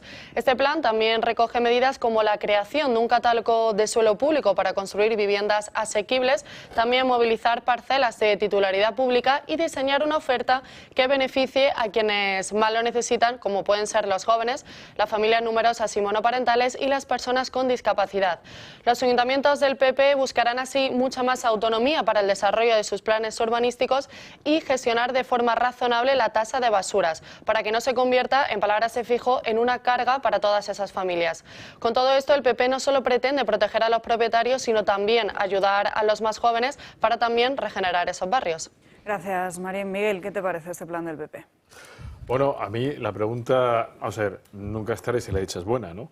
A mí me parece que esperar 2 años, es decir, tantas encuestas, tantos focus group, tantos demóscopos, para ahora, al cabo de 2 años, prácticamente que va a hacer ahora los ayuntamientos y las autonomías, centrarse en este tema, hombre, me deja un poquito perplejo, porque ha sido cuando ha aparecido ya como el primer problema de los españoles, cuando hay manifestaciones en la calle, cuando nos hemos puesto todos a correr. Era lógico que después de las autonomías llegasen los ayuntamientos. Sigo echando en falta el diálogo con los constructores, o sea, con los que construyen las casas, que son a los que hay que preguntarles, o sea, ¿qué necesitáis vosotros para que podamos construir y cumplir los plazos? Todos esos plazos que dan son plazos que son imposibles, porque la decisión que tomen hoy tardarán 3-4 años, ¿no? Pero en fin, bienvenido sea, aunque se queda un poco corto. Yo creo que vamos de parche en parche y tiro porque me toca. Aquí sacamos la información de que Milei, que había desregulado directamente el alquiler, diciendo que lo que es viable es lo que acuerde el que alquila con el que le pone la vivienda, y ya está. Había aumentado, creo que era un 30% o más, la cantidad de viviendas que se pusieron a alquiler en cuestión de horas. Mientras vayamos con parches, no haremos nada. Y yo esta manía, porque supongo que a esos señores no les ha pasado, pero esta manía de que los jóvenes sí y los no jóvenes no sé si se han dado cuenta cómo funciona, porque ahora no me ha pasado esta vez. Pero la anterior vez que intenté alquilar, por no ser joven, me mandaron a freír espárragos. Porque claro, la señora que alquilaba decía, hombre, entre cogerse usted o coger a este chavalín, pues ahí el Estado me da no sé qué, el otro me quita no sé cuántos, el ayuntamiento me rasca la cabeza y me ponen una Coca-Cola, ¿no? Digo, pues vaya gilipollas. O sea, vamos de parche en parche y liándola todo. O cambian la ley del suelo para que el suelo sea urbanizable, como lo que hizo el PP en su momento, que se lo cargó el Constitucional. O hacen eso, y después desregulan a lo bestia, destopan todo y se dejan de historias, y sobre la ocupación que se dejen de chorradas. La ocupación es muy fácil. En 24 horas el ocupado se le coge de las orejas y además le cae una sentencia por delito. Y ya está. Si no hacen eso no sirve para nada. Lo van mareando y al final habrá que tener un gestor para ir a comprar o para ir a alquilar algo, porque el de la inmobiliaria no se enterará, porque con tantas regulaciones hace falta una gestoría. Completamente de acuerdo con lo que señalas. Y sobre todo el tema de esas famosas excepciones. Es que siempre parece que cuando te va a haber una ley, sí, salvo aquel que le duele la oreja, aquel que es más pequeño, aquel que es más alto, y nunca la gente en su mayoría, que es la que tiene que beneficiarse. Estoy totalmente de acuerdo contigo. A ver, el problema yo creo que también va a ser de todo esto que están anunciando son los límites con la legislación nacional, ¿no? Porque tú puedes estar muy bien que tú autonómicamente, no, vamos a hacer esto, autonomía. Bueno, mira con el patrimonio también, pues van a por Ayuso y al final destrozan todo lo que Ayuso quiere corregir del impuesto sobre las fortunas y no le dejan hacerlo. Es que al final todas estas famosas promesas no funcionan porque la legislación nacional en este momento con Sánchez aquí es muy fuerte y a ver cómo hacen para la ocupación. Esos famosos 24 horas que deberían ser, como son en Francia. Son mucho 24, ¿eh? Bueno, sí. Porque igual puede ser inmediato. O inmediato, pues podíamos tenerlo ya. Y luego lo que menos me gusta de toda esta historia es que el PP se acostumbra a que España va a funcionar a varias velocidades. Es decir, que aquí va a haber unas autonomías que hacen unas cosas, otras, pues entonces vamos a tener que estar cambiando de autonomía de vez en cuando según nos convenga, pagar impuestos, que no nos ocupen la casa, importar, y esto ya no es España, esto no es una unidad. Entonces no veo al PP tampoco protestando por el hecho de que hay que unificar a nivel de todas las autonomías. O sea, esto está bien, pero no podemos crear una España así. O sea, es que espero que en el futuro con otro gobierno la España sea unificada. No podemos tener así diferentes velocidades. Marcos. Bueno, mi opinión es que siempre se va muy por detrás de los hechos y se va siempre con medidas paliativas y medidas un poquito timoratas. Si aquí se quiere solucionar el problema de la vivienda, lo primero de todo es el respeto a la propiedad privada. Si no hay respeto a la propiedad, no hay libertad, no hay nada en ningún país. Entonces, ese respeto a la propiedad privada. Y siguiente, la liberalización. Que en estos momentos se pueda construir en todas partes, excepto donde esté prohibido. Y no lo contrario, que es que en todas partes está prohibido, excepto en algunos sitios donde te puede autorizar un ayuntamiento. Siguiente, financiación para esas construcciones, que además eso ayudaría también a rebajar la cifra de paro. Tercero, y muy importante, agilización de los trámites. Yo en estos momentos estoy haciendo un segundo piso en una casa que tengo, voy a decir en la región, no el sitio, pero en Andalucía, y han tardado 11 meses en que el expediente lo empiezan ahora a mirar. 11 meses. Entonces, ¿quién va a empezar a hacer construcciones para tener dinero inmovilizado cuando no tienes agilidad por parte de las administraciones? Y por último, para tener una vivienda asequible, revisar en estos momentos todos los requisitos, que es que a lo mejor resulta que estamos creándonos autoaranceles, al igual que hacemos con la fresa, igual con tal, seguro. Es que entonces el edificio tiene que tener, por supuesto que tiene que haber unos mínimos parámetros absolutamente de calidad, pero más allá, el empezar a colocar más cosas y más cosas y más cosas, pues posiblemente no te salgan viviendas asequibles. Pero eso es que hay que hacerlo con voluntad y hacerlo ya y mañana. Y lo que pasa es que, bueno, pues estas cosas pues se tiene mucho miedo y se van haciendo, pues eso, pequeñas cositas paliativas. Sí. No, añadir solamente una cosa, a ver si alguien saca una ley que obligue a grupos como Airbnb, ¿no? Todas estas aplicaciones y demás que se dedican al alquiler turístico y demás, que cuando tienes una casa ocupada, no sigan en la relación con los ocupas para que los ocupas puedan realquilar el piso a través de ellos.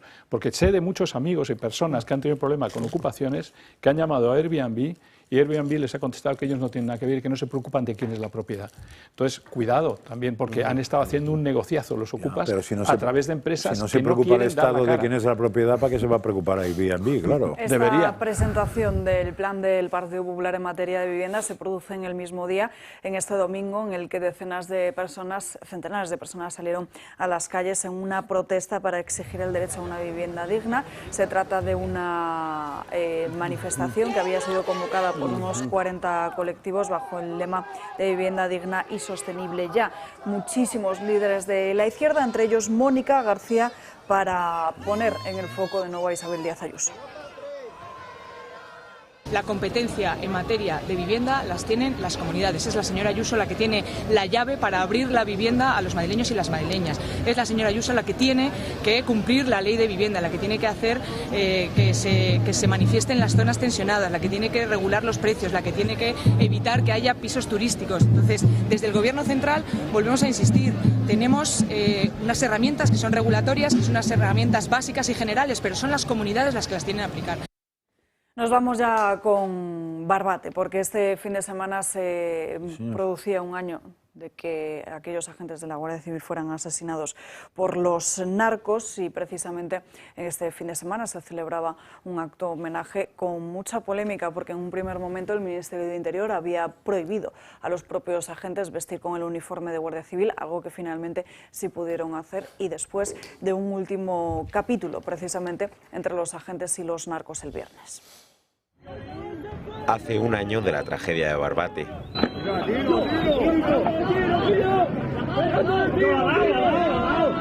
Dos guardias civiles fueron asesinados, Miguel Ángel González y David Pérez Carracedo. Fueron arrollados por una narcolancha de cerca de 15 metros de eslora y 5.000 kilos de peso. Los agentes iban en una Zodiac de menos de 5 metros, junto a otros 4 compañeros. Otros 3 resultaron heridos y solo uno salió ileso. Se encontraban en las aguas de la localidad gaditana debido a que había 6 gomas de narcotraficantes que buscaban refugio debido al temporal. Karim El Bacali, el narcotraficante que se entregó a la Guardia Civil y aseguró que hizo varias aproximaciones a la lancha de los agentes, asegura que no tenía intención de arrollarles, pero según el auto del juez, lo hizo con el ánimo de causar la muerte a los 6 agentes. Cerca de 200 personas han asistido a la ofrenda floral en el puerto de Barbate, donde ocurrieron los asesinatos, para honrar a los 2 guardias civiles arrollados mortalmente. Han sido varios días de actos en recuerdo de las víctimas, concentración en Cádiz, un minuto de silencio en el Ayuntamiento de Barbate y misa en la iglesia de San Nicolás de Pamplona, de donde era David Pérez. La madre de Miguel Ángel González asegura que el gobierno no le ha transmitido el pésame. Después de lo ocurrido, la ejecución de un plan contra los narcotraficantes debería haber sido tajante, pero apenas unas horas después del asesinato de los guardias civiles, se detectaron narcolanchas por la costa andaluza y se volvieron a enviar las mismas embarcaciones de la Guardia Civil. El miedo de los delincuentes se ha convertido en poder sobre los agentes y la actividad no ha cesado. El pasado viernes un narcotraficante murió y otro resultó herido tras una colisión entre una narcolancha y la Guardia Civil en Cádiz. Transportaban fardos de hachís procedentes de Marruecos con destino a Barbate. La Asociación Unificada de Guardias Civiles denuncia que los medios de los agentes no han cambiado y los narcos están mejores dotados. Desde Interior confirman que el plan de choque contra el narcotráfico está funcionando. El estrecho de Gibraltar continúa siendo la mayor ruta de la droga. Dicen que ese plan está funcionando, pero lo cierto es que un año después esos agentes siguen siendo pocos, siguen teniendo muy poquito material para hacer una lucha precisamente contra el narcotráfico que cada día es más violento y que se sigue acercando a las costas. De hecho, el pasado viernes veíamos también ese episodio entre Barbate y Tarifa donde moría un narco. Yo creo que estamos ante un insulto a la memoria de estos guardias civiles, un insulto a la legalidad y un insulto al país, a España, ¿no? Es decir, que en la costa sur, en la costa andaluza, tengamos una zona en la que preocupantemente es casi más peligrosa de lo que podía, de lo que, no voy a decir lo que era el País Vasco en la época dura, pero lo que puede ser ahora es lamentable, ¿no? Es decir, porque los accidentes, las muertes, y no hay más, pues porque al final, pues chico, yo creo que con los pocos medios no tienen capacidad de acercarse a lo mejor tanto a los narcotraficantes, ¿no? Es dramático y que mientras esto está ocurriendo haya un ministerio que está mirando para otro lado, que porque no se han mejorado las condiciones, no tienen más medios, en una zona que está perfectamente delimitada, donde, como veíamos esta semana pasada, ¿no?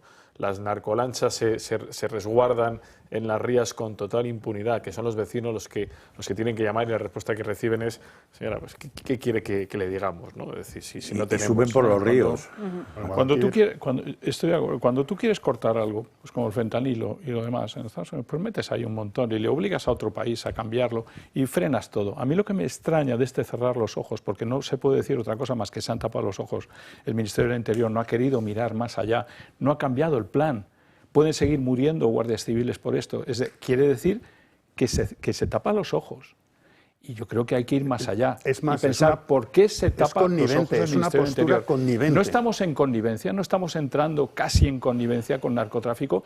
Es miedo ¿Es connivencia? ¿Qué es más? Vamos a planteárnoslo, porque es tan fácil reforzar todo aquello, mandar patrulleras y decir esto se ha acabado. Es tan fácil de hacer que si no lo haces es por algo. Entonces nos tienen que explicar qué es lo que está pasando detrás. Son hechos incontestables. Marlaska tiene el teléfono pinchado por Pegasus y por el gobierno marroquí, que es donde están todas las sospechas. Esperemos que Francia nos dé algún tipo de ayuda. Siguiente, se desmantela, además con una excusa falsa, que ha demostrado ser falsa, lo que era el grupo que tenían en el sur, que era muy efectivo en la lucha con el narcotráfico. Siguiente, no se dota en absoluto de medios en estos momentos a nuestras fuerzas de seguridad y sin embargo se les regalan 4x4 y tal y cual a la policía marroquí. Estas cosas son verde con asas, que la gente, si estos puntos los quiere unir con una línea, que los ayude. Pero es que lo de Marlaska es aún peor, porque en estos momentos esta persona niega dos cosas fundamentales, que además estaban aprobadas. Primero, la equiparación de sueldos de todas las fuerzas y cuerpos de seguridad del Estado, y luego lo siguiente, el declarar como profesión de riesgo lo que hacen estos señores. Pero es que incluso los TEDx no es profesión de riesgo. Los TEDx que tienen que en estos momentos, pues bueno, que encargarse de esa misión tan peligrosa. Luego, es un despropósito absoluto. Yo creo que no hemos tenido nunca un ministro del Interior tan despegado de sus propias fuerzas y, sobre todo, con una mancha tan grande como lo que hizo con el coronel Diego Pérez de los Cobos, que eso quedará siempre ahí, toda esa ignominia, y el buen hacer y la buena disposición que tuvo este hombre, que es un héroe y debería ser un héroe para todos nosotros y prestarle, pues por supuesto, respeto. Espero que cuando cambie la tortilla en España haya algún tema de reparación que hagan aquellos que están gobernando. Ya sé que es difícil que ya pueda llegar al generalato, pero espero que lo haga, porque es un ministro que castiga a la gente decente y coloca siempre a su lado a lo más indecente, que la mayor parte de ellos están liados y pringados en determinadas cosas. Y cuando los descubren, los manda a las embajadas. Este guardia civil murió porque se le dio un Zodiac para pelear contra un barco de 15 metros. Y eso no tiene nombre. Entonces podemos acusar a Marlaska. También tenemos que llamar la atención a la cúpula de la Guardia Civil, que espero que por detrás o por lo oscuro o por detrás se haya acercado a Marlaska y le haya dicho dos cosas, ya que no se lo ha dicho de frente. Pero yo, si estuviera en la cúpula de la Guardia Civil, diría: oye, no me vuelves a dejar con una lancha de 5 porque me estás matando a mis guardias civiles. Y eso es lo que yo creo que en este momento tanto la cúpula de la Guardia Civil deberían parar y decir: se acabó. Última pausa de publicidad del día de hoy y a la vuelta hablamos de inmigración ilegal después de que la semana pasada el presidente de Canarias, Fernando Clavijo, firmase un acuerdo con Sira Rego para el reparto de 4.400 MENA, no solo de las Islas Canarias sino también de Ceuta, por las diferentes comunidades autónomas entre las que no va a estar ni el País Vasco ni Cataluña. A la vuelta se lo contamos.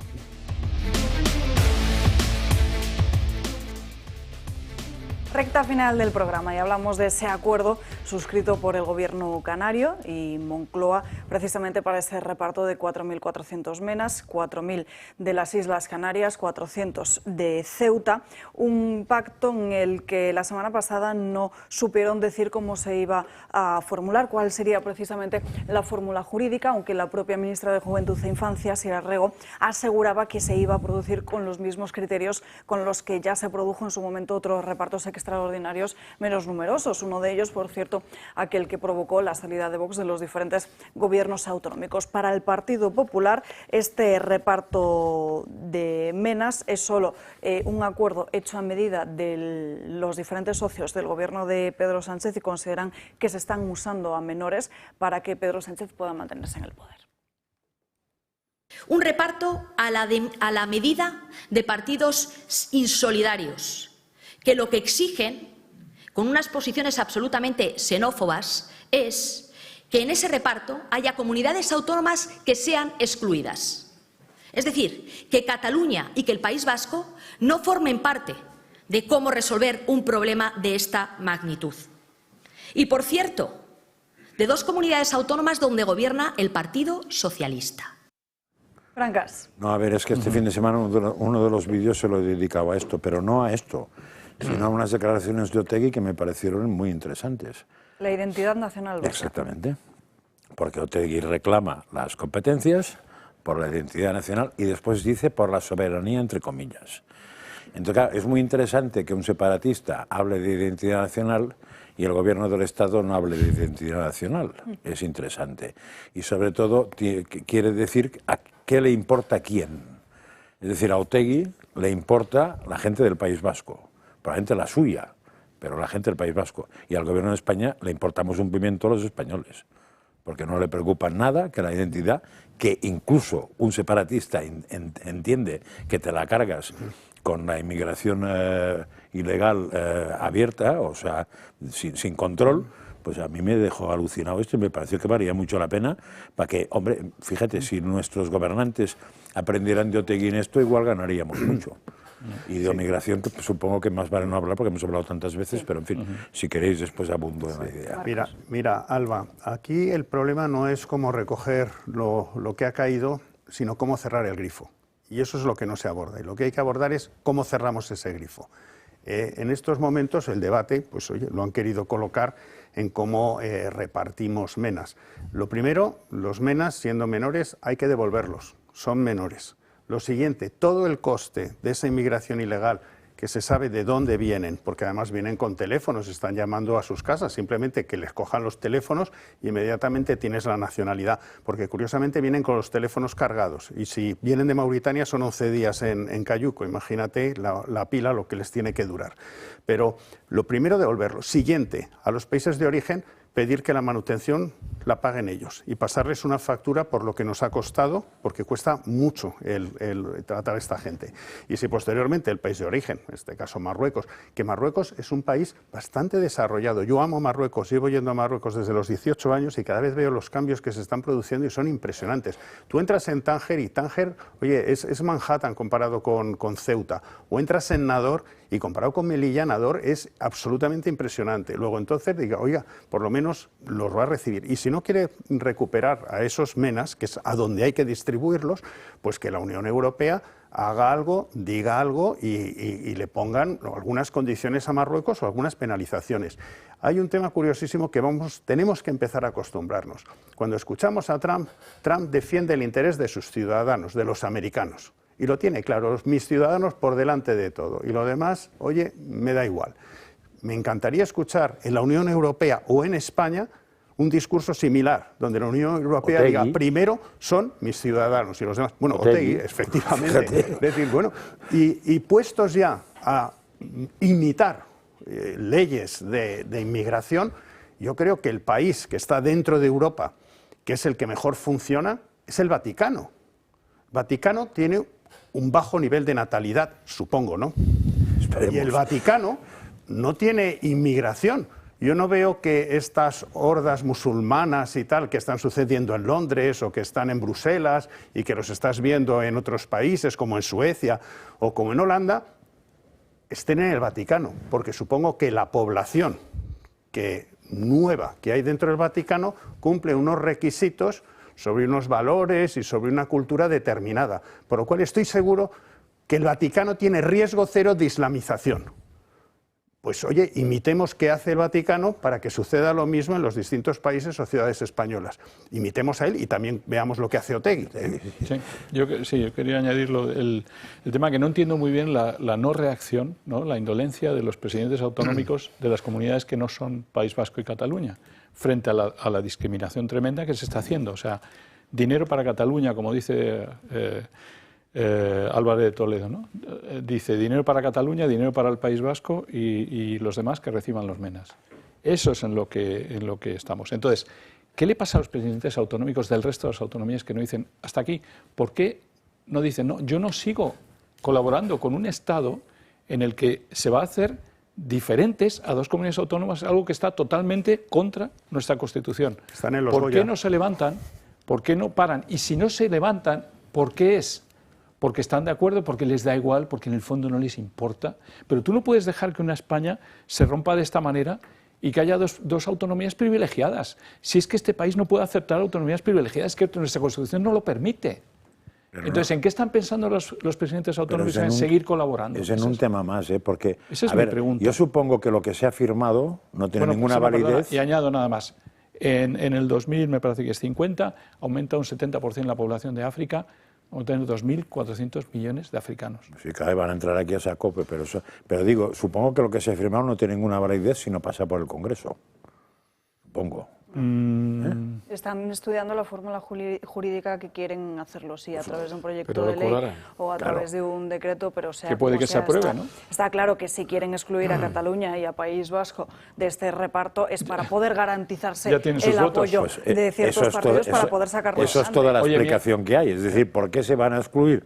Porque como tiene que pasar el Congreso, tienes que conseguir que te voten los que te van a poner la condición y como el resto no pintan un pimiento, que no se pues no lo van a hacer. ¿Cómo se puede plantar el resto? No lo sé, pero yo creo que Marcos ha dicho la clave. O sea, la clave no está en repartir, está en no tener. Porque si el reparto, lo único que va a conseguir el reparto, lo digo para los del PP, que funcionan con criterios de caridad y amor propio, y amor ajeno al pobre inmigrante, que se den cuenta que en el momento que repartes, a huecas en la entrada, con lo cual vienen más. Repartes, huecas, vienen más. Es decir, la única manera de que ese problema no exista repartir. Es de la misma manera que la vivienda, la única manera es que haya más oferta que demanda. Aquí lo que hay que hacer es que no haya ni demanda ni oferta. O sea, no de acuerdo, entonces, que haya las autonomías, haya Moreno Bonilla y todos los demás. Alguno ha protestado tenuemente porque queda muy feo ir contra el inmigrante. Fijaros que hace unos meses el Partido Popular, que es el que tiene la mayor número de autonomías, parece que reculaba y se plantaba un poquito. De nuevo desaparecen. Claro, seguramente por solidaridad con Canarias, que yo entiendo el problema que tiene Canarias, pero señores, lo que hemos hecho ha sido, hemos abierto la esclusa, los hemos colocado en la península y vuelve a haber espacio. Con lo cual, las mafias dicen, oye, aprovechemos que caben todavía muchos más. Y sucesivamente, mientras tanto, los pueblos de esas autonomías donde está el Partido Popular se están llenando de una gente que no sabes cómo ha llegado ahí, que no hay un plan para ellos, más que, oye, bueno, que vamos a ir tirando en hoteles, en albergues, donde sea, y cuando pase el año, pues esta gente es libre y ya veremos lo que hace y de qué va a vivir. A los 18, ¿cuál es su plan de vida? A los 18 son soltados. Sí, yo creo que no debería, el Partido Popular debería decir, no hay diálogo hasta que haya un plan serio de cierre de grifo. Exacto. Cuando hay un plan de cierre de grifo, ya entonces vemos con lo que tenemos, pero si no, qué es lo que vamos a hacer. Pero, mientras tanto, esto es una tomadura de pelo, porque mañana reparten 4.000, pasado mañana llegan otros 4.000 y otros 4.000. Pero el argumento te lo doy. No me voy a negar a eso, porque entonces le daría un argumento, un titular al Partido Socialista. Y entonces tenemos un País Vasco y Cataluña. Igual sería un argumento en favor de la gente. No estés en política, retírate o que otros tomen el lugar en el Partido Popular. Y de 4.000 en 4.000 tenemos un País Vasco y Cataluña racistas que no admiten a los menas, que los menas son para el resto de España. Hay que parar esto ya. También es verdad que tienen un puñado y se están... pero no, esa es la excusa. Pero ¿sabes? No se puede. Esa es la realidad. ¿Sabes por qué no los admiten? Porque se encuentran con que tienen el problema. Y en el caso de Cataluña no es que tengan el problema, es que además les ha salido un partido separatista contra la inmigración, que se está comiendo los votos de Junts. Con lo cual...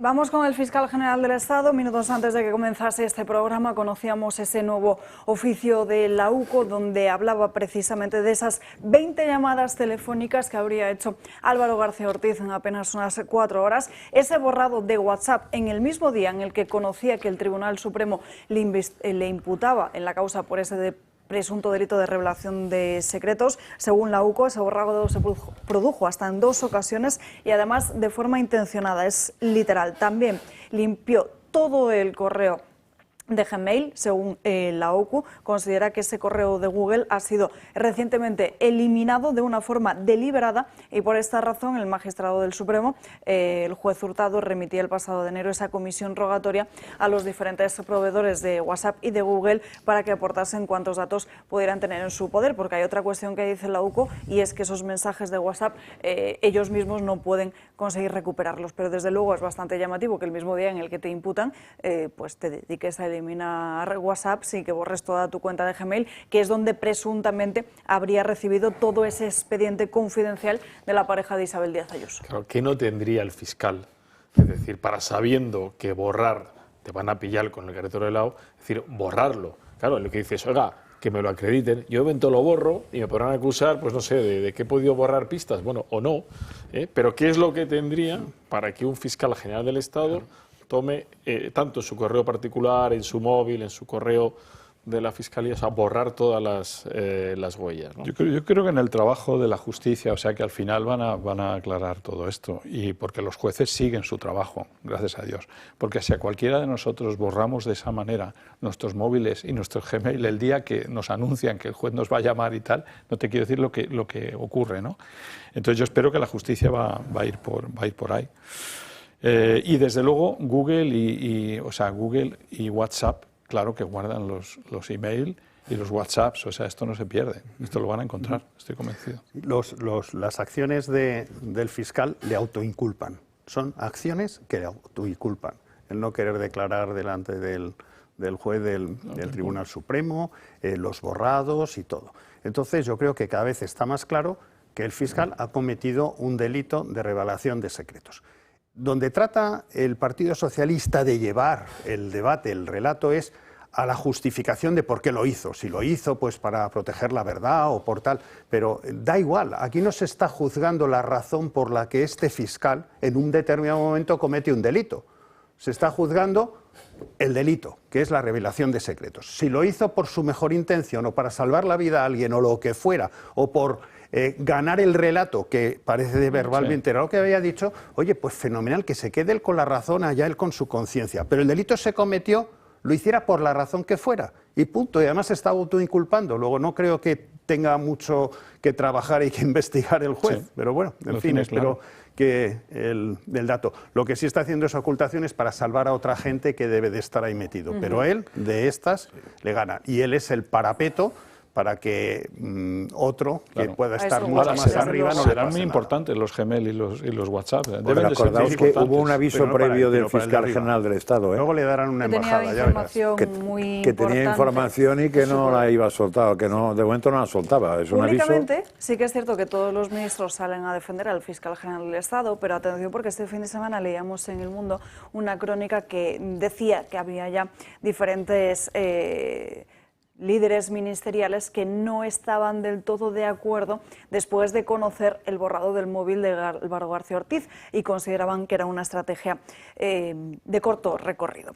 Novedades que aparecen publicadas hoy en prensa y que no nos va a dar tiempo a comentar cada una de ellas. Empezamos por lo que publica El Confidencial con el expresidente Zapatero acerca de un lobby para captar dinero con un inversor chino controlado por el CNI. Cuando muchas veces se produzca el debate en torno a ciertas cuestiones de China, estas informaciones son también las que hay que tener en cuenta. Mientras tanto, el debate también habla de cambios de teléfono, el de José Luis Ábalos, justo antes de que el Tribunal Supremo ordenase a la UCO investigar diferentes llamadas y mensajes. Y por último, OK Diario, la portada de OK Diario, muy interesante en el día de hoy porque relaciona perfectamente el caso, no el caso, sino Begoña Gómez con el hermano de Pedro Sánchez. ¿Por qué? Porque el mismo corredor de seguro habría asesorado al propio hermano de Sánchez sobre cómo conseguir fondos para la financiación de diferentes obras teatrales y, por otro lado, habría ayudado a Begoña Gómez a conseguir financiación y les habría puesto en contacto con Reale Seguros para la financiación de esa cátedra. Este fin de semana hemos escuchado también a un testigo asegurar cómo el hermano de Pedro Sánchez, David Sánchez, trabajaba codo con ese alto cargado de Moncloa. Esa oficina, el titular de esa oficina es David y actualmente está colaborando e incluso están compartiendo despacho con esta persona, con Luis Carrero. Actualmente, y antes de Luis Carrero, ¿hay algún funcionario o empleado público David que haya estado trabajando David ha ahí? tenido, orgánicamente no hay ningún funcionario que dependa de David, porque eso es habitual. O sea, a David se le presta asistencia por parte de los recursos que tiene la Diputación. Es decir, si David necesita tramitar un expediente de contratación administrativa, pues recurra a los servicios centrales del área de cultura. Si David necesita asistencia porque quiere presentar una candidatura, porque ha salido una convocatoria en el ámbito del POSTE, pues solicita asistencia a la Oficina de Proyectos Europeos. Y para este lunes estaba previsto una nueva tractorada en Cataluña, protestando precisamente con diferentes cortes de tráfico en diversas carreteras de Cataluña. Sin embargo, justo se ha conseguido llegar a un acuerdo por parte de ese sindicato, el gremio de los agricultores catalanes, con la Generalitat de Cataluña. Así lo afirmaba, así lo celebraba el propio Salvador Illa esta misma mañana. Ahir vam assolir un gran acord de país. Perquè la pagesia i el sector primari són tan estratègics i essencials com ho és el pla que presentem avui. amb acords hi guanyem tots. I avui ens hem llevat amb el país funcionant i sense carreteres tallades. Bueno, muy importante ese acuerdo porque lo que se va a hacer es una comisión de seguimiento que va a velar para que se vayan cumpliendo los diferentes puntos que han pactado, porque dicen que durante todo este año no ha sido así. Interesante hoy en página internacional, Juan Antonio, una noticia que adelantaba precisamente este fin de semana el New York Post, esa conversación entre el presidente de Estados Unidos, Donald Trump, con Vladimir Putin para poner fin a la guerra en Ucrania. Por lo que cuenta esta información, Putin estaría deseando que ese conflicto llegase cuanto antes a su fin para que la gente dejase de morir. Sí, bueno, esto es lo que se tendrá que acabar produciendo. Trump anunció, ¿no?, que iba a acabar con esta guerra y no le interesa tener tantos frentes abiertos. O sea, estamos en el tema de Gaza, está el tema de Taiwán y varios. Entonces, bueno, yo creo que esas conversaciones van a tener lugar. Al que yo he pensado siempre que no le interesa tanto acelerar las cosas es a Putin, más bien, porque él está más en el tema de recuperar Kursk, y hasta que eso no ocurra, el reparto de lo que van a ser los acuerdos sobre qué tierras me quedo y cuáles no, y demás, pues son un tema que debería hacer que Putin... Bueno, entonces Trump está muy ilusionado y lanza muchos mensajes de que esto se acaba rápido. Vamos a ver qué dice Putin y cuánto tardan en sentarse en la mesa. Lo que me parece amoral absoluto es el planteamiento de Trump que ha hecho con Ucrania respecto a las tierras raras, ¿no? Esto es bestial. O sea, oye, mira, yo te sigo mandando armas, te sigo ayudando, te sigo apoyando, si me das las tierras raras para todo lo que yo necesito para mí. ¿Qué es esto de jugar? O sea, ¿qué es esto de repartirse y de expoliar a un país como Ucrania de manera directa a cambio de defender a que mientras su gente sigue muriendo en el campo de batalla, estamos hablando cada día de miles de muertos, y vas a pedir tierras raras a cambio de seguir esa guerra y que sigan muriendo? O sea, por un lado dices que te ayudo financieramente en la militar, por otro lado dices que me quiero sentar contigo para acabar de una vez, y mientras sigue muriendo gente, bueno, pues ojalá se acabe pronto el conflicto, ¿no? Pero vamos, es otro planteamiento que el de Biden. Sí, no, pero una cosa, es como que ha salido al ruedo Trump y entonces los europeos todos felices, nos metemos debajo de la mesa. Y no, esto es un asunto europeo. Entonces, es muy fácil criticar a Trump, pero primero que habría que criticar es a la Unión Europea. Es decir, la Unión Europea lo que quiere en estos momentos es que Trump coloque material militar y coloque norteamericanos, chicos norteamericanos ahí para que los nuestros no tengan que sufrir ni que ir al frente y que además nosotros nos tengamos que gastar dinero. O sea, lo primero, antes de criticar a Trump, yo criticaría a la Unión Europea. Y luego, por otro lado, cómo funcionan las cosas. Se está hablando de esta llamada de teléfono que ha habido entre Putin y Trump. Bueno, una llamada de teléfono entre ellos, por muy segura que sea la línea, pues oye, ya le están grabando en un lado y en otro. Estos temas no se resuelven con una llamada de teléfono. Seguramente lleva ya desde hace tiempo gente en Moscú con Putin, o gente de Putin trabajando con la gente del Pentágono y con la gente norteamericana, porque ellos cuando hacen una llamada es simplemente para escenificar una negociación que se está produciendo, pero se está produciendo posiblemente a otros niveles. Y bueno, lo de las tierras raras y todas estas cosas que puede decir Trump, bueno, va a tener suficiente con las de Groenlandia como para quedarse con las de allí. Lo que sí podría haber ahí es un juego, yo me estoy imaginando, o sea, que están hablando Putin y Trump, y Putin le dice a Trump más o menos, mira, yo te voy a dejar con Irán, te voy a dejar que vayas hasta donde tú quieras si me ayudas a terminar esto pronto y tal. Debe haber unos cambalaches tremendos en respecto geopolíticos de reparto mundial, porque lo que va Trump con Israel y con todo al final es terminar con Irán. Y eso es lo que Putin, en teoría, como parte de ese mundo multipolar, podría estar tentado de apoyar. Entonces yo creo que ahí van a tener un juego en el que deje Putin de no ser el apoyo de Irán en ningún caso, si tuviera que ir más allá de Trump, y que sea... Sí, y lo que dice es que le falta una ciudad, eso se arregla muy fácil. En el momento que ya se vislumbra el acuerdo, saca toda la artillería, consigue la ciudad y carretera y manta. Yo lo que sigo no entendiendo nada es cómo llevamos unos años aplaudiendo con las orejas una guerra en Europa que cuando acabe acabará como estaba a la semana de haber empezado. Patético. Que es patético. Lo que consiguieron unos no lo cederán, lo que consiguieron nosotros, que es nada, que es parar a tiempo, pararán, y habremos conseguido matar no sé cuánta gente, perder no sé cuánto dinero, para acabar igual que al principio, igual que una semana después. Pero ¿cómo se nos convenció de la ilusión de vencer a Rusia? ¿A quién se le ocurre que vas a vencer a Rusia? Por cierto, hablando de Donald Trump, desde hoy Estados Unidos va a imponer aranceles del 25% al aluminio y al acero. Es algo que ya hizo en su primer mandato en el año 2018 y atención porque nuestro país va a ser uno de los grandes perjudicados porque, fíjense, nosotros somos el 10º exportador de acero a Estados Unidos y en los últimos 11 meses, según la Administración Pública Americana, han llegado al país 290.000 toneladas por un valor de 254 millones de euros y en cuanto al aluminio, España ocupa la posición 28ª con un total de 20.000 toneladas el año pasado que alcanzaron un valor de casi 130 millones de euros. Más cuestiones, se lo decía al principio de este programa, no se lo podía mostrar. ¿En qué está el Partido Socialista? Pues en compartir diferentes memes en las redes sociales, pero usando un programa que desde luego no sé si es muy divulgativo, que digamos, que es ese reality de la Isla de las Tentaciones, donde van diferentes parejas y son infieles, básicamente. Ese es el tuit que publicaban el Partido Socialista. España adelanta por la izquierda y Montoya lo sabe y adjuntaban este vídeo. Por favor, Montoya, por favor. ¡Por favor, Montoya! ¡Montoya! ¡Montoya! ¡No te amo! ¡Montoya, vuelve! ¡Montoya, por favor! ¡No te amo!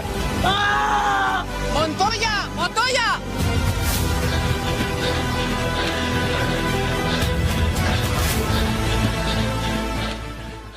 En fin, y en las redes sociales ya saben que uno de los ministros más activos es Óscar Puente, aunque este fin de semana ha metido un poquito la pata porque ha querido criticar a Santiago Abascal por una cuestión de físico.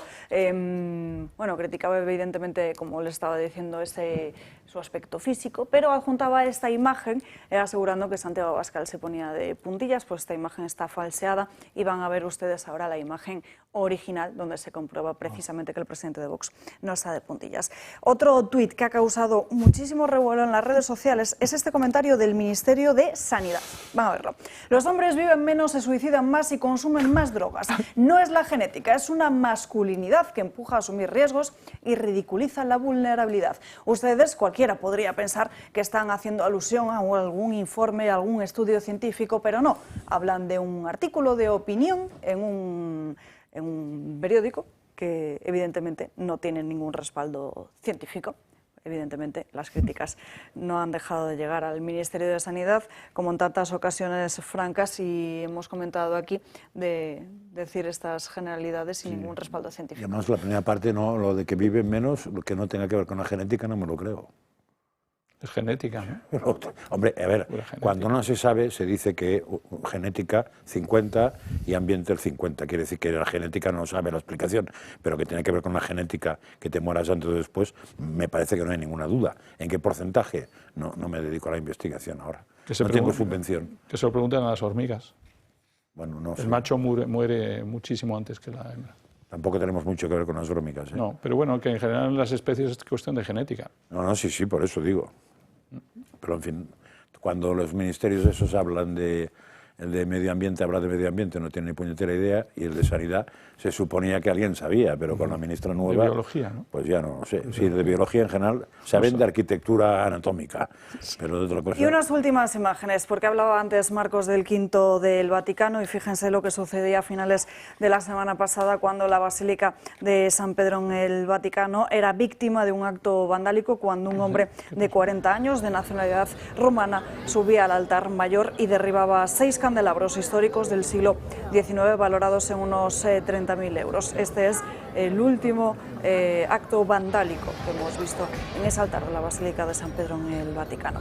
No hay tiempo para más. Hasta aquí hemos llegado en el programa de hoy. Gracias a los 4 por quedaros hasta el final de este programa analizando los diferentes asuntos de la actualidad, y a todos ustedes les invito a que sigan pendientes de nuestras redes sociales para estar al tanto de las noticias de última hora, y que el mejor debate de esta tarde, ya lo saben, se produce en la redacción abierta con Xavier Orcajo. Por cierto, no se olviden de seguir a Julia Ariza en su canal de Telegram, donde comparte información interesantísima. Por lo demás, nos despedimos hasta mañana puntuales, como siempre, a las 12 del mediodía. Que pasen un feliz lunes. Gracias por su confianza y que descansen. Adiós, hasta mañana.